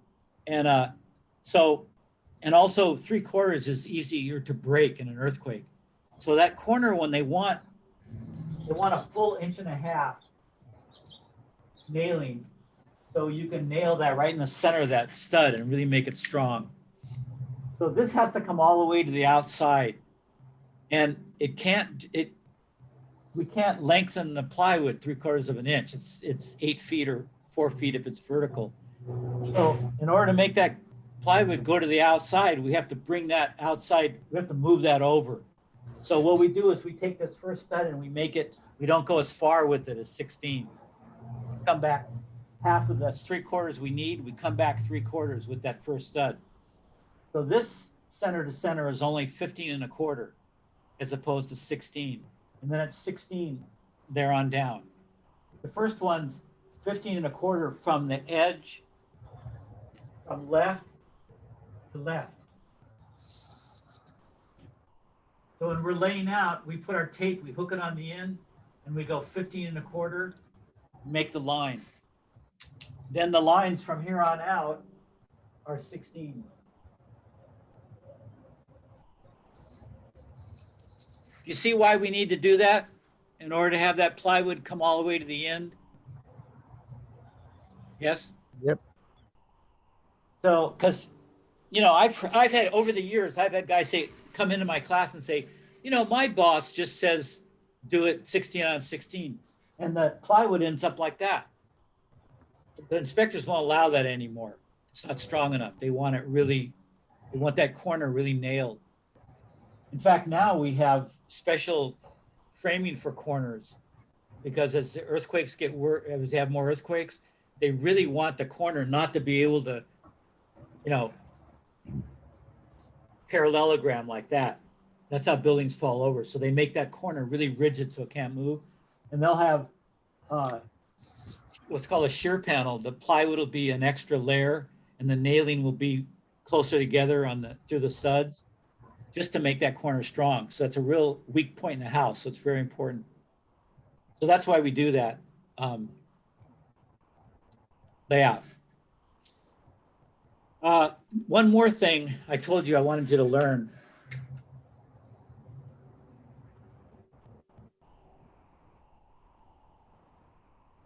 So the space between members is called a bay. This is from cathedrals, it's from medieval construction. In a medieval, if you go to a cathedral in France or in New York, they have, the windows have arches and sometimes they have masonry between them. And so where the windows go between the masonry, they call that a bay. And they're kind of laid out by bays. That's the geometry of a cathedral. So houses are the same way. They have studs and they have spaces between them. They have floor joists, they have spaces between them. So when you want to point to that space, we need a word for that. You could say space between joists, but that's why we're human. We want words for everything. So we call it a bay. So this is a stud bay, and it's a really useful term. Like, for instance, if you fill these bays with with insulation, like fiberglass insulation, and one of the insulation jobs is not done good, the insulation doesn't cover to the corner, you can say, look at the third bay insulation at the bottom, and right away they know what you're talking about. 1, 2, third bay. Same thing with floor, joist bays, rafter bays. Space between members is called a bay. It's an important term. Boy, there's so many details, huh? I'm trying to keep it down too.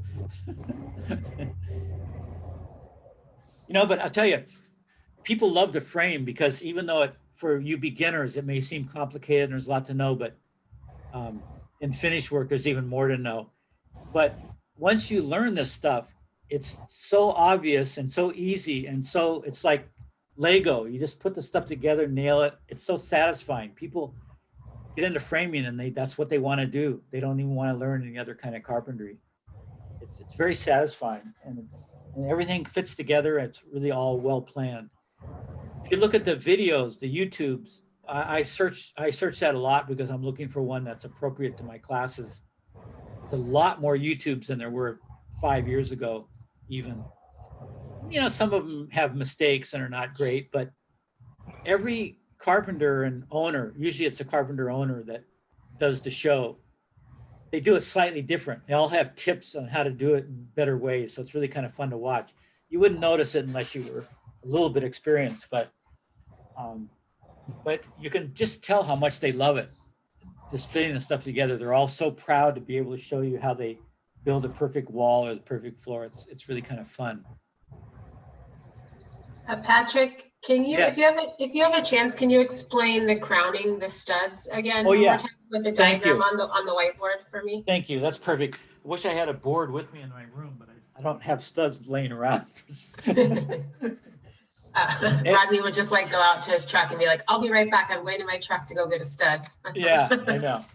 You know, yeah, when we do it at school, that's what we do. We walk outside and bring in a stud and say, or we have it ready. But yeah, this is very important. So I'm glad you reminded me. I said I was going to talk about it, but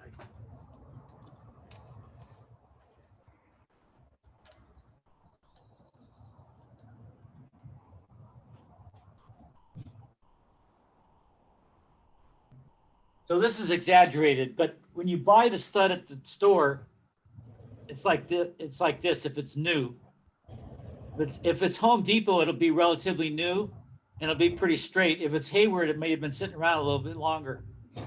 But they tend to do this over time. This is exaggerated. But this is called a crown.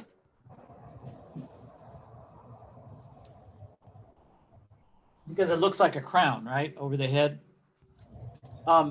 And you don't want, you actually pull out the boards that are too crowned, where this space here is more than a quarter of an inch. You would just take that out and either use it for blocking or take it back to the lumberyard or something. Because you want to use fairly straight boards, but even at a quarter inch, if you put it on the ground this way,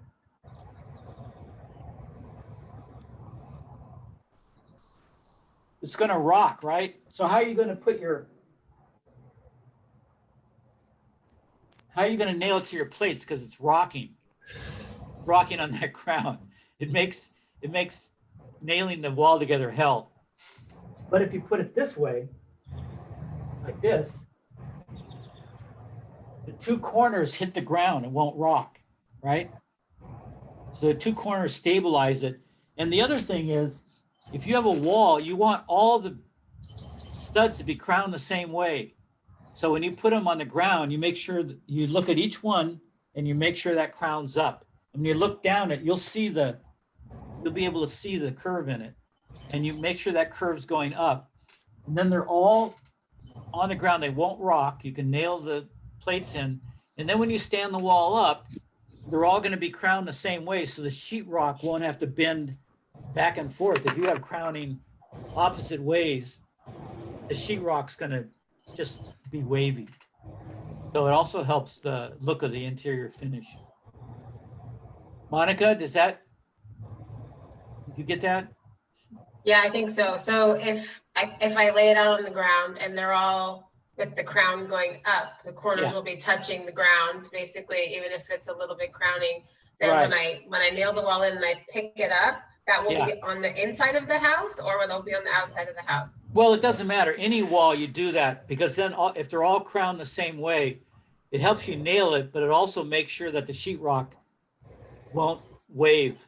Okay, If so the it doesn't sheetrock- matter if it's on the inside or outside. If the sheetrock follows the crown a little bit, you won't notice it over 8 feet because they'll all be going the same way, and it'll just be a slight curve that you won't be able to see because you won't see the end of it. You'll just be able to see it straight. So a little bit, naturally, like over time, you were saying that all of the studs will crown more or less? Like, is it natural for them to be crowning, or is it just the wood, or why does well, it do that? well, when you, I think it's treated or dry lumber. yeah, The Douglas fir, when it's dry, it's super hard. It's hard to get the nailing plates into, and it bucks around on the tables. yeah. So that's a good point. I mean, that's a fine point, how you want your wood. Sometimes when usually the lumber yards, the wood's better than say Home Depot. Home Depot, sometimes you get wood that's been, well, you can get green wood, but you can get, what do you call it? When they dry it. Well, I haven't used that term in a couple of years. I forgot it. Anybody know? Like number two. No, but it's called kiln dried. A kiln is a drying place, whether it's for pottery or lumber, right? It's a little oven. So the lumber yards will dry the wood and ship it. And so Home Depot may have wood that's not kiln dried. It's kind of green and it's almost wet. When you nail it, you can feel the water. That's not good wood to use because when it dries, it'll curve more. So it should always be kiln dried. Now, the problem is in lumber yards, they put it outside. And even if they kiln dry it, over time, if it's outside, if it isn't used quickly, usually it gets used quickly because people come in and take it constantly all day long. But if for some reason it stays, then it will absorb the moisture from the weather. So if you have rain or humid days, the wood will reabsorb moisture and it kind of negates the kill dry effect. So, so people that go to lumber yards, if they don't have it delivered, but they pick it out, they will know if the wood's dry enough by the feel of it. The carpenters can do that. But yeah, you should always get the wood dried first. This is a great question. The building code, there's been a lot of increase in mold on walls. And part of that is we're using so much wood, there's so much more population that the wood doesn't dry properly. So mold likes wet wood. And so even in lumber yards, you'll see black spots sometimes on the wood. And if you have it, usually builders will use it and then it'll stand up for a few days. Hopefully the sun will dry out that mold. It doesn't always. And sometimes houses get mold from that. And we've become a lot more aware of mold. People have become sicker from it, realized it's the mold that's making them sick. So now it's become a kind of a national problem. So the inspectors, the code actually requires inspectors to take a moisture meter. And when you framed your house, the inspector comes for the first inspection. And if that wood isn't dry enough because it absorbed rain or humidity or it wasn't dry in the first place, they won't let you cover it up with siding or sheetrock until it reaches that dry enough state. So that's a whole new issue with wood. I don't know how much inspectors, actually do it. I think they can just go and kind of feel the frame when they get there and realize it's dry enough. But it's pretty important that the wood's dry so that mold doesn't get on it and multiply. While I was at Hayward, there was a particular customer who would not take anything but the most pristine 2x6s for it was this long building with the box trusses that sloped down, and he had to wait like 2 weeks for a new shipment. And but yeah, that was like one of the first times that I was made aware of, yeah, black mold shouldn't be on the in the trusses because that shit spreads. Yeah. We used to not worry about it, and for years, I mean, it's only been like the last 10 years at the most that people have been that molds come into the issue because people started realizing they were getting sick in their houses. Some people, hyperallergenic people, and then indoor air quality became with sustainable building, green building. Indoor air quality is one of the measures, and they realized that if people were getting sick from their indoor air quality, we had to deal with it. And one of the ways they got sick was through mold. So it's become an issue, and it's good that it has. We just weren't as aware of it before. But it's funny you say that, because people will go into Home Depot, and even they'll go into the lumber yards too, if they're picking out their own wood, and they will crown all the wood and make sure it's the perfect pieces. Then that leaves all the crappy pieces for the next guy. So lumber yards don't like you to do that, but you have the right to do it. So, the best, and when you get wood delivered, you don't have any say so. They just put it on the truck, and when it gets to you, you kind of get, so, but you can take back, if a wood's really egregiously bent, you can take it back and they'll trade it. But when you get to be a good builder, where you can use wood that's slightly not straight. There are other places you can use it. You can use it for bracing when you have to brace a wall. You can cut it up for shorter pieces if you need blocking. So a lot of times people know how to absorb bad wood if they're good, but homeowners don't. They want everything perfect, so they go to these places and scour the stacks for the perfect wood. Drives everybody crazy. So anyway, let's break into breakaway groups, and we'll go over vocabulary in both groups. So Monica's got my list, and then I'll have the list for the group that doesn't go with her. So we'll be learning the same thing, so don't worry about missing anything. I don't know, I don't know if you want to add Bay to that list or not. Maybe we'll have a master list when we get done. It's up to you. Okay, yeah, I will. The stud bay, and then the crowning also. Yeah, and crowning, yeah. Okay. And I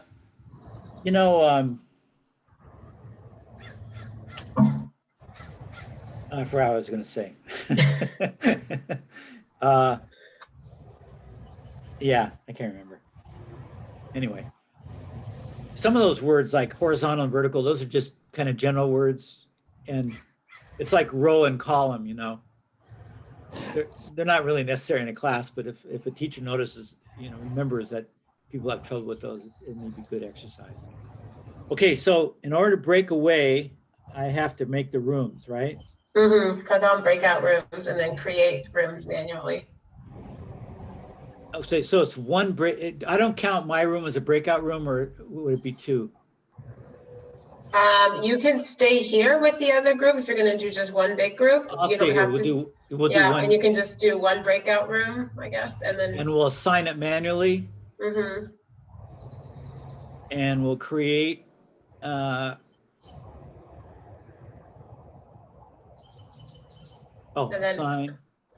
Monica. How come you're not on our class list?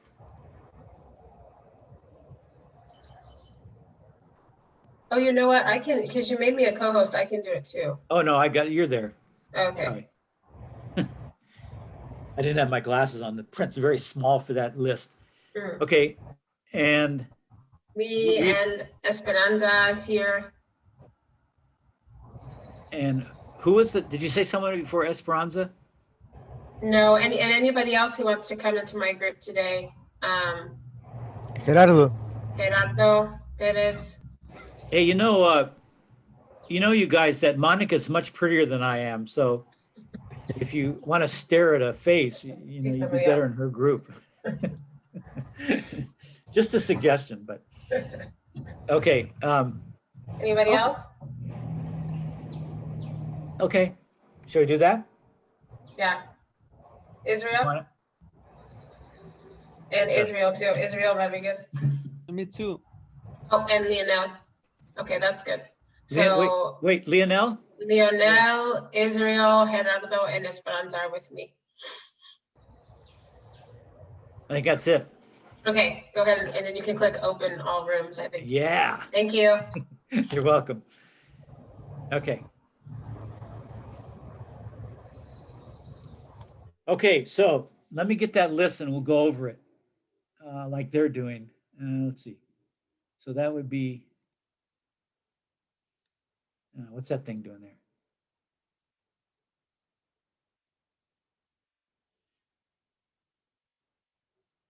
There we go. What are we doing? Oh, list. Okay.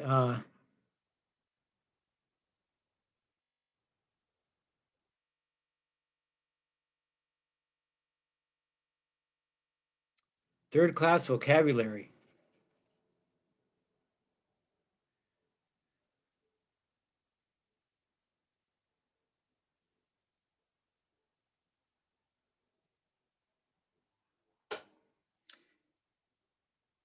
Luis, Yes, sir. what's that picture you have over your, I believe it's the Aztec or Mayan coin symbol. oh yeah, okay, that's cool. I like that. I took a picture of it over at the Griffith Theater, Uh-huh. LA. Uh-huh. Yeah, Yeah. it's pretty neat. Yeah. Okay, so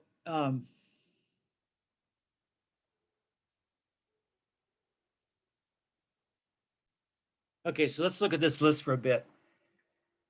This list is in your file, in your Canvas, if you want to, go over it on your own. Okay, remember we talked about connectors? The best definition is metal framing hardware. Next week, I'll probably show you more pages. I just showed you the joist hangers, but there's a ton of stuff. I mean, you wouldn't believe it. With seismic and hurricane activity, they're using a lot of straps and clips to make buildings hold together stronger. So that's become a really big industry. And when you're building framing or otherwise, you have to, the code requires them, and hopefully your plans has all the things you need. Your plans, when an architect does a set of plans or you do them, you send it to the building department, and if you're missing hardware, they will add it to your plans. So when you get a permit to build, you've got it on your plans one way or another what you need. So you'll need a whole bunch of different kinds of connectors. So we'll look at those. And they also have to be put on a certain way. The nails have to be a certain exact size and finish. And if they're screwed, like some things they use screws, they have to be exact kind. All this stuff is very exacting now. So we'll talk about that, because when you frame, you have to know all that or know where to get the information.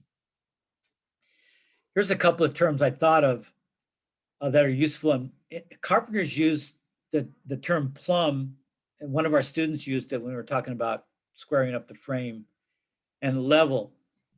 So those are the carpenter terms, but they mean the ordinary terms of vertical. So vertical means up and down, right?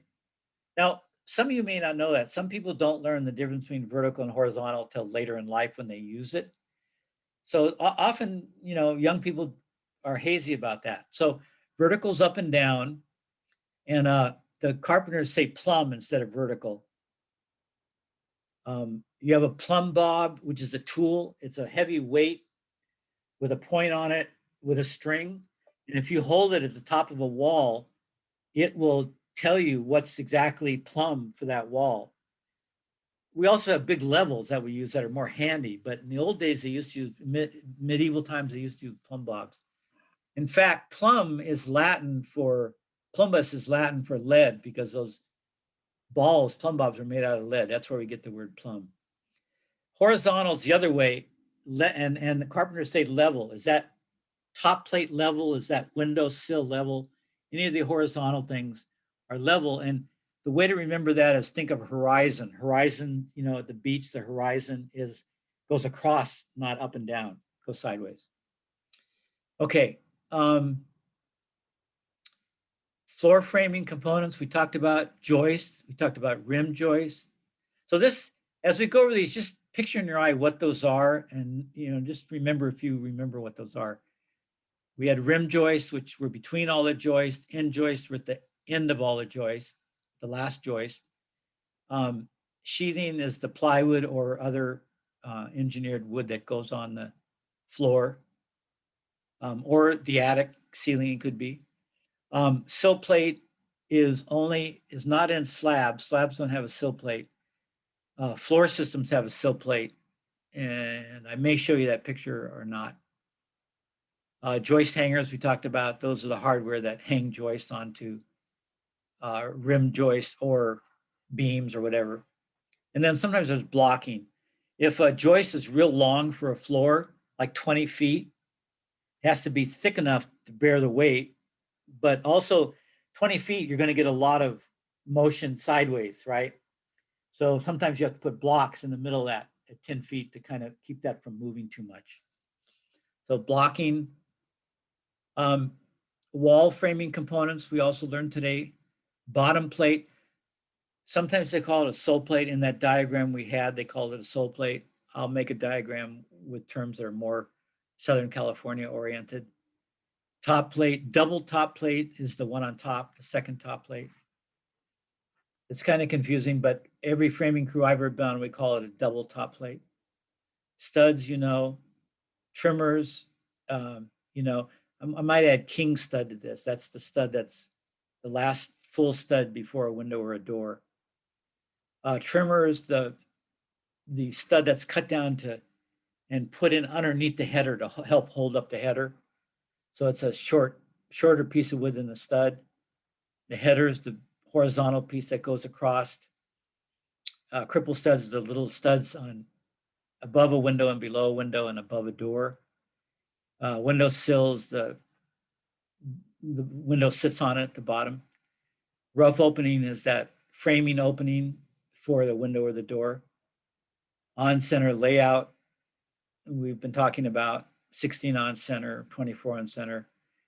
And tall walls, we mentioned that if they're taller than 8 feet, they need a block, fire block in the middle of the wall, somewhere in the wall. Because you can't have spaces more than open spaces more than 8 feet long for fire prevention. So most walls are 8 feet in a typical house, so you don't need it. But if you go to 10 foot or, you know, you have a big open area as you come in the house, that'll have to be fire blocked. Does anybody have questions about these, any of these components? Yeah, I just had a question about the floor framing. Yes. That's assuming that's on a raised foundation, right? For the joists. Yes, yes, you won't have joists, you won't have floor joists in a slab. You may have Yeah. ceiling joists, which we'll Yeah. talk about Wednesday, but ceiling joists are kind of the mirror of a floor, you know.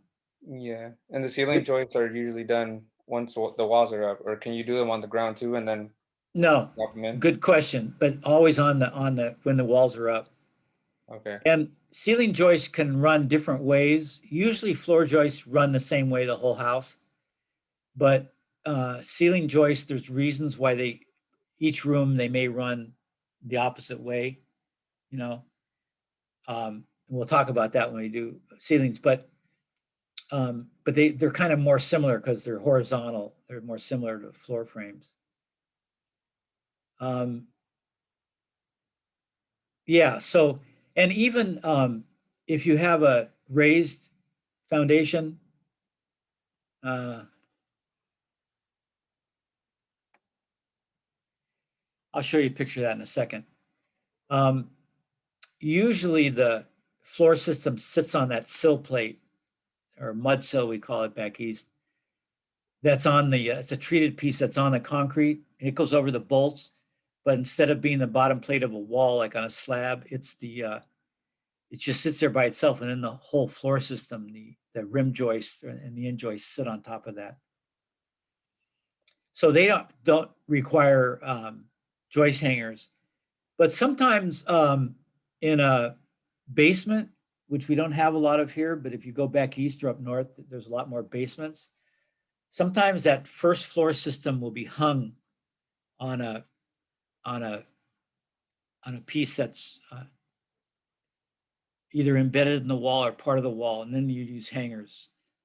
So there's different reasons. I'll try to show you some pictures of when joist hangers are used. Yeah, I was driving down the street. I live in Lompoc, and Yeah. I saw a house that was raised on jacks. Was that held up by the joist? Yes. So they can actually move houses. They just undo the bolts and they get blades under that, and they can lift or they can jack it up More likely they undo the bolts and then they jack all the corners and the middles up with just regular jacks. And then when there's a space between the foundation and the floor system, they'll put in Blocks. they'll put in beams, steel or regular beams that the house is going to rest on. And they'll have some kind of vehicle that you can put those beams on. I guess they can actually crane a house up,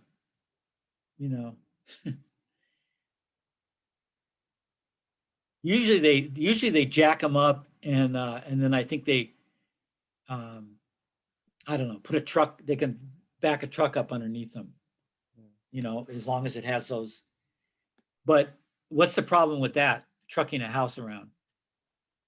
I mean, your walls could probably move around. Things could Yeah, you could put ropes around it and cables and try to keep it, but what about transporting it?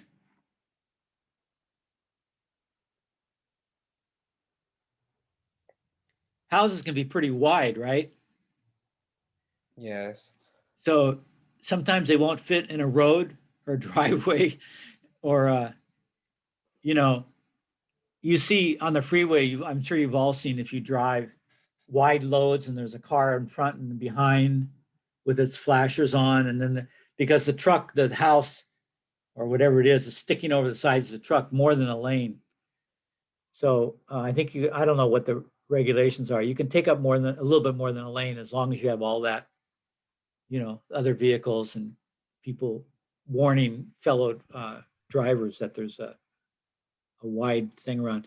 In Wake Center, the buildings that the shops are in were temporary school units in Carpinteria. They got rid of a school and they were giving away these units. And those are 30 by 30 buildings and they come in 3 parts. They made them in 3 different parts and you just put them together and then you put a board over the joint.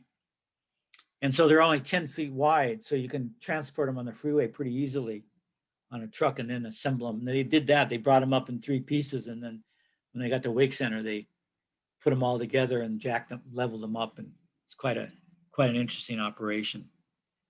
So when they know it's going to be moved, they try to, they try to make them in sizes they can transport them. But yeah, they move whole houses. It's pretty amazing. Yeah, I've seen some while driving.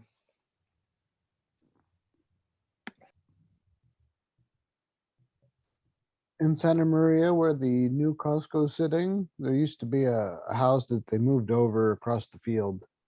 Yeah. And that was quite a feat in itself. Yeah. They have, you saw the cranes in that video today.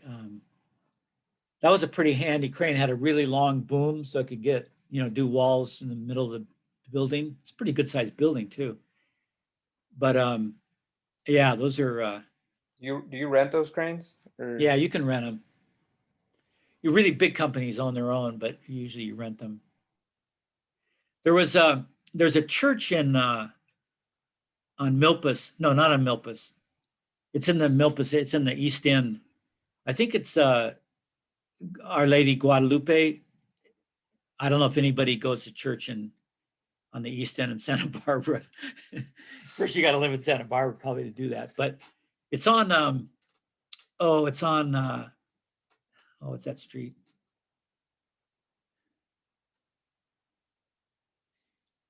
Anybody know where La Casa de Raza is? Nobody? Anybody live on the East End in Santa Barbara? Okay. Anybody live in Santa Barbara? Isn't it Cesar Chavez Street? It's by what? Isn't it Cesar Chavez Street? Cesar Chavez running that way. What's the street running the other way? It's on the tip of my tongue. I just can't think of it. It runs into Milpas, so it's one of those streets you cross when you're going up Milpas. It's Salsa no. No. Salsa Puedes runs the same as Salsa Puedes right. is. Yeah. Oh darn. Right now. Yeah. Anyway, I think there's a McDonald's. Is it the one the McDonald's is on Milpas? That's Mason. No, then it's not Mason. It's the next one up. Montecito? Montecito Street. Yeah, Montecito, that's it. Way to go. So I think there's a church a few blocks toward Milpas from the La Casa de la Raza. It's on the other side of the street. Have you noticed a church there? I think it's Our Lady of Guadalupe is the name of it, or maybe in Spanish, I don't know. But anyway, maybe none of you know about that church, but I think it's probably the main church in the East End. But I have a friend who used to be the head of Gordon Fiano Framing. Don Gordon was a friend of mine, or is a friend of mine, but he's retired. But he did a video of building that church, and they built all the walls on the ground. They had a crane lift all of them up. He did a time lapse video. I'll see if I can get it. It was so cool.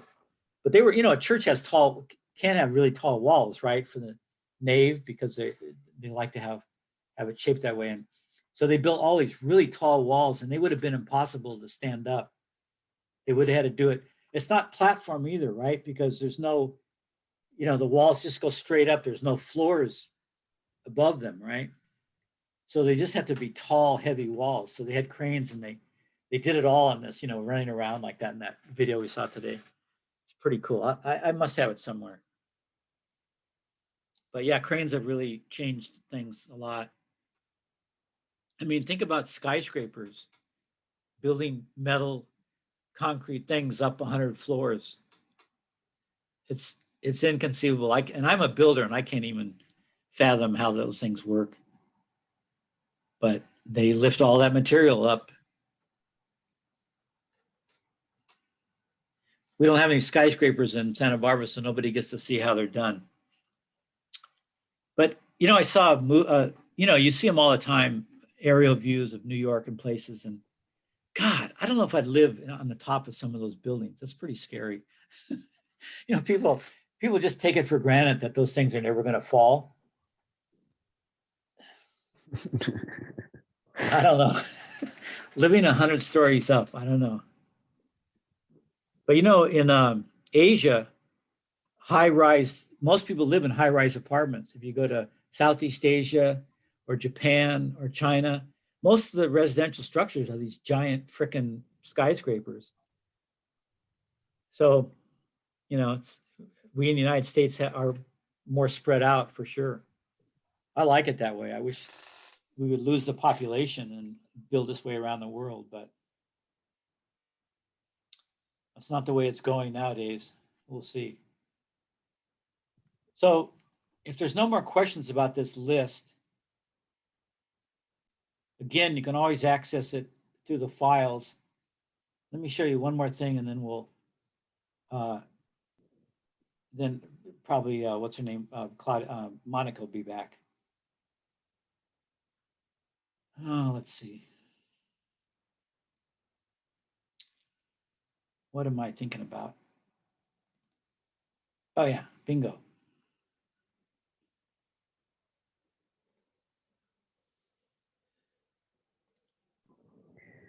In building trusses, regarding the crowns on the wood, we usually have the crown on the inside so that the webs within the truss straighten it out. Because if the crown's on the outside and then we have the webs, there isn't any tension for them to tighten up. Yeah. Well, when we start next Wednesday, we'll talk about. I've got even a video. That same video had a truss erecting trusses, so you can comment on that there too. Okay. Okay. That'd be great. Yeah. Any of you have experience in any of these fields, like Francisco knows a lot about trusses because he used to make them. Can everybody see this picture? Yeah? Yep. So you can see, here's the top of the foundation. And then there's a little sill plate, right? Could you zoom in actually a little bit on that? I'll try. That's better. If I can just get, oh yeah. Sometimes it won't let me shift it, but today we're doing okay. So this is these are done different ways in terms of where this sill is to the outside of the wall. Here the sill's even. That's more typical, but sometimes they'll want to put the insulation on top of the foundation for some reason. This is sheathing, but sheathing or insulation they'll want to put on top, so they'll put this sill a little bit in. They'll stagger it in. I don't like to do it. I like to have the sheathing go down on the outside and insulation on that, so that it creates a barrier right here where the wind can get in. Wind can get in here and really limit your compromise your insulation. But anyway, so we have an anchor bolt. That's where you put just the plate, the sill plate on the anchor bolt. This is not a slab foundation. This is the one alternative foundation that we use. So you just put, it still has to be treated because it's going to lay on concrete, but it's not on a slab. It's on a stem wall, part of the foundation. So you put that on, and then the building system goes on, rests on that plate. So the header, see, they use header here. It's interesting, huh? Same book. So the header or the rim joist is here, and then the joist going this way, all of those rest on this sill, so they don't need a lot of support. So you can just nail through the, when you put it, before you put this sheathing on, you can just nail through that rim joist into the joist on this side, and that's sufficient. You don't need hangers or anything. Occasionally they will ask you to put a little L angle in here if for some reason it's seismic or it's weak. But this kind of situation, which is the most typical, you won't use hardware. You just use joist, rim joist. Then you put the plywood on, and you start the first floor walls. So does everybody see how that works? These are kind of good drawings to see the detail there. So what's that sill, like, what's the sill, the purpose of that for the sealer? Sill sealer? Yes. That's the key. Sometimes the top of the concrete may not be totally flat. And so there may be little gaps, you know, the wood may span over gaps, and that'll let air in. If wind's blowing, it can get in there. Now this will have siding at the minimum, that will sheathing and siding that may cover that. Here the sheathing comes on, so the wind could still get underneath that.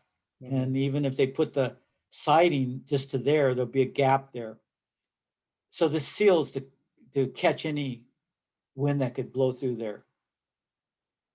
Now, my other class, I have a woman that's taking my night class that's an inspector for the county, and she says that they don't even recommend sill sealer. This used to be kind of a foam.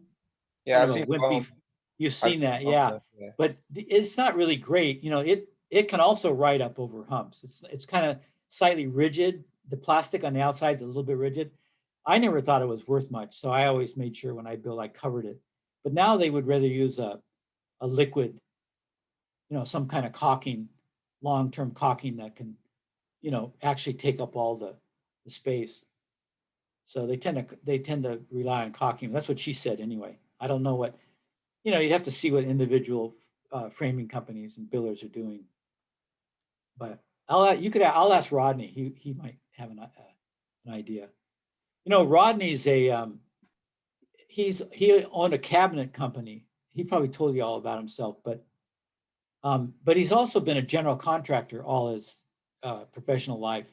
So even though he knows a lot about cabinets and has had a company that makes cabinets, he's also built many homes as a general contractor. So he knows, you know, every bit as much as I do about framing also. And sometimes we'll have disagreements. I mean, there's, like I said, there's different ways people do things. And so you might ask him some of these questions too, just to get his, start out by saying, hey, you know, Patrick says he knows so much more about construction than you do, but he says I should ask you this. Start out like that. He'll laugh and he'll pay me back for that. Okay. So let's see if our wayward, what's that? Real quick with the anchors. Yeah. Were those dropped in before, or they drilled in on this, onto the slab? Well, that was what we're just looking at was a raised foundation, right? Mm-hmm. So those anchors are sticking out. And since you're not doing a wall, but you're doing a floor system on top of that, you just take the plate by itself, drill the holes and put it on that, Oh, I see. put it on the concrete, right? Yeah. Now, there's more we could say about that. Probably we won't today because we're running out of time, but when you do a raised foundation, those plates, those sill plates, those treated plates actually become the building lines. Your wall, your floor system is going to go on those and not go past them. So you have to make sure those plates are square with each other and the right dimension from your plans. And sometimes the bolts will be in the wrong place or the foundation may be a little off and you'll have to compensate. You can't just always put on the outside of that foundation line. If they've made it slightly wrong, you'll have to skewer it a little bit. So there's a whole art to making sure those sill plate are on in the exact right place for the floor system and walls above it.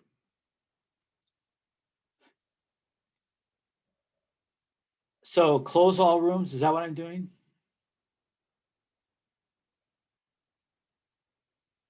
Yeah, I think I closed it. I think everyone's back. I think everyone is Yeah, back I now. opened it back up, so I think. Oh yeah, click close again then. Well, I did. Okay. I did. Yeah. Yeah. Let's see if Gerardo's here. Let's see who was with Yes, me. Bronze is here. I think Azrael's here. Esperanza. Leonel, Okay. yeah. Okay, great. Yeah, we just went over the vocabulary list and then we worked together and we practiced drawing another wall and another Great. floor with like the diagrams and the words. Monica, you're so smart. That's why I like you. That's a great idea. And that's more fun for them to draw. Well, it's harder for some people to draw who've never drawn before, but it's really a necessary skill for anything. If you're going in a building or anything, to be able to sketch things out. So if it's hard, just bear with it, right? Yeah, I think, well, like you were saying, like the diagrams in the book or like the diagrams that you were showing are so confusing, actually, like too much information. It's so much clearer if you draw it yourself or like one of the students draw it themselves and just put the few words that you're learning, like 3 or 4 vocabulary words. It's much more clearer than like a diagram with like everything on it on like the 3rd day of class. Yeah. You wonder when you look at those books, and Rodney and I have looked at that same book in various editions for 15 years now. Yeah. Who makes those books? Because they make all kinds of mistakes. Yeah. The guy who does that book, he wants me to get an e-copy for my classes, which is crazy because they cost more than the regular book. And you only get an e-copy for a semester and then you don't get it. And I'm going, what? Why do that? Anyway, I haven't told the publisher I'm not going to do it. Rodney likes it better than I do. But the guy was demonstrating the different things. So he went to a little page that had a quiz and it had like a frame, like a wall frame, and it had blanks and arrows going and you filled in what the words were. No, it was multiple choice. So you had a list and then you had to fill it in. And they actually had it wrong. They had it wrong. And they had a list of tools and they had 2 planes, a block plane and a jack plane. And they had them wrong because I did it right and they scored me wrong on the 2. And I told the guy, I said, no, I'm not wrong. What the hell? It's a little quiz, right? And they've got it wrong. He wrote it down. He said, what was that? And I said, yeah, there's probably a lot more of those where that came from. So yeah, but drawing, we may do some drawing because that'll allow you time not to listen to me. Mm-hmm. So when you ask questions, and we had a lot of questions in our breakout group, it's really great because then it's you guys talking and then I can dialogue with you and it's not just me droning on. So that's helpful. I really appreciate. Of course, if you're new at this, you may not, it's okay if you don't ask questions because you may not have them, but listen to what your colleagues ask. And drawing is great. I'll try to incorporate more of that myself. When we did the math problems, I was going to do some today, but I realized that we have a whole class in math at the end. So don't fear if you had any problems with the adding and subtracting of feet and inches we've done so far, because we're gonna have a class just in math that'll, I guarantee you, it'll be easy and worth your while. Yeah, So no, we mentioned that too. Like when you're measuring, it's a lot of math, like with the tape measure and the measurements and the 3/4 and the quarter, it is a lot of math. So, I mean, yeah, that's you good. know, I think if you're a carpenter or you're a builder, you're a mathematician as well, right? well, no, ideally, yes. And this class is a cross section. I mean, if you get 20 people together, you're going to be a cross section of people. And some of you are going to know math really well, and some of you are going to know math really poorly, and the rest are in between. And all of those here that become carpenters will be the same thing. Some will be good in math and some aren't. Mhm. And I do this trade math class every year, and I get people that are really don't have much math background, partly because they just didn't even have math classes, or the classes were taught horribly, which I think most of them are. And so I totally sympathize with people that come out of elementary and junior high and high school hating math and not knowing much. But you do need it. So some of it you can get around with a calculator, and they have building calculators. And we may, in the advanced part, we may talk a little bit about that. That saves a lot of people's lives because their math is not good.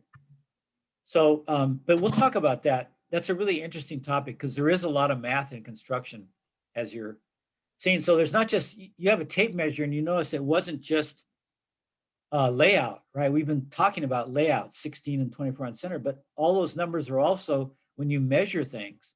When you're doing siding on a wall and you've got a space between the last piece of siding and a window, you go up there with your tape measure and you measure it because you're going to shout out the length of the guy cutting the siding. So you have to know how to measure that exactly so you don't screw up and waste siding. So yeah, you'll be measuring and adding and subtracting if you go into framing a lot. So we'll cover that. And we won't have a test on I don't even know if we're going to have any tests, but my tests are always easy, and I don't think we'll have a test on the math. So you don't have to fear failing a test, which messes with some people's minds. So we'll just try to have an open class, and people ask as much as they want. Hey, can you go over that again? I don't quite get that. And we'll just do it and we'll see if we can learn a little bit anyway. Some of you won't learn a lot because you're already pretty good in math. But Monica, I love that you're drawing because that's carpenters aren't always the most articulate people. And I don't just mean carpenters. A lot of people aren't good at putting ideas into words or visual things into words. That's just a personality thing. And so a lot of times carpenters will pick up a block of wood that's next to them and they'll draw it. They'll go, oh, heck, here, I'll draw it for you. And they'll draw it out. You hear that a billion times on a job site. Here, let me draw it out. And they draw it because that's a simpler form of communicating. And I always try to get my students to articulate as much as they can, because in general, that's good in life. If you can, make little descriptions of things, that's where there's carryover with construction to anything, because you have to be able to describe things. But drawing in construction or anything is also very useful to communicating. So we'll try to draw more. I'm so glad you did that and mentioned it. So see, if it weren't for Monica, this would be such a crappy class. So, right, Monica? For sure. Yeah, for sure. It'll be really boring. For sure. Yeah. Sometimes in my classes, I have Monica in this class, and she's pretty sharp. I don't think she's done any building, but she's picking it up pretty quick. But a lot of times in my class, I'll have one student that's a pretty seasoned carpenter, and he ends up being my student helper. Yeah, assistant. And sometimes some of you have started to fulfill that, and it's really nice because you've learned the stuff earlier on in your life, so you can your point of view is not as ancient as mine, and you will notice things that I take for granted because I've done it for so long. So, and sometimes I'll ask you questions. If you're currently building, you'll know things I don't know because things change and I'm not out in the field right now. So it's really nice to have students and translators help with the classes. It makes them richer. Monica asks great questions. I love her questions. I'm selfishly adding them from asking them for myself, not for the students, because No, I but really it's- because I really am learning. It's not for anybody but me. Yeah, no, but that's what I want everyone to do, and other people are doing it too, because that's how we learn, and it helps me because, you know, you'll all say, I'll say, are you getting it? And you'll all say, yeah, because you don't want to take the time or be singled out. I understand that, but then you lose that learning opportunity. So the ones who really want to know, some of you don't care about some of the stuff, which is fine. You know, you're not going into building, but those of you who are in building, you want to learn as much as you can. So when you ask those questions, yeah. So for people that want to be self-employed, Yeah. are there, for contractors, are there like courses that they take for bidding as far as jobs, or how do you guys do that? You know, that's a great question, Luis. And we had a contractor's license prep class, which preps you for the exam, because you to get a license, you have to have an exam. You can build by yourself as a handyman without a contractor's license, but you're limited in how costly the projects are. The state tells you can only build for so like much. $500 or something like that. It might be more, but it's limited. I mean, that's not much. Even 1,000 is not much, right? So, so at some point, a lot of people start out as handymen. I have a lot of friends, a lot of ex-students, and then they eventually get into getting their contractor's license. But to do that, you have to pass a test. So we had a class that prepared us for it, but because our enrollment's been down, our dean hasn't let us do any non-essential classes, like it's not required for the certificate. But it's a useful class. So I'm going to try to, we're going to try to create it as a non-credit class so people can take it. So that's one thing. And then the math class is really good for people who are starting their own business. And then what was the other thing you said? Bidding. Bidding, yeah, estimation. We do some of that in the math class. We do a couple of units on that in the math class. And in my blueprint reading class, which I'm doing now in the credit, that has estimation too.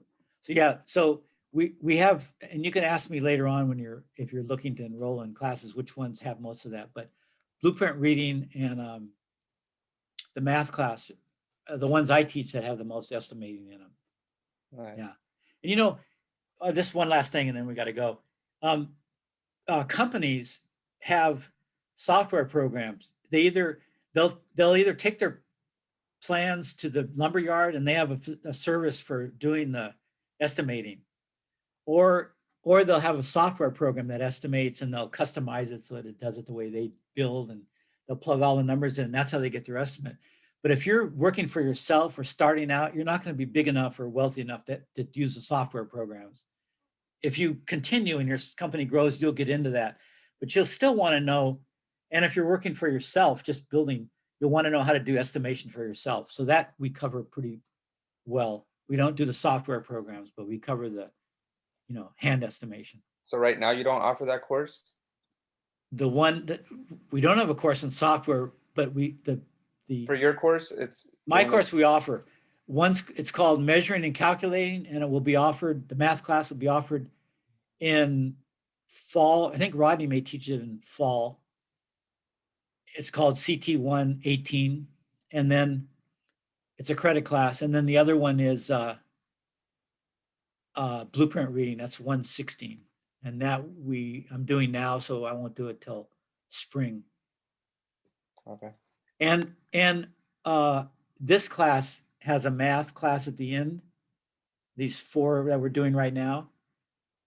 So I'll do estimating. I'll make estimating part of that class, more of a part of that class.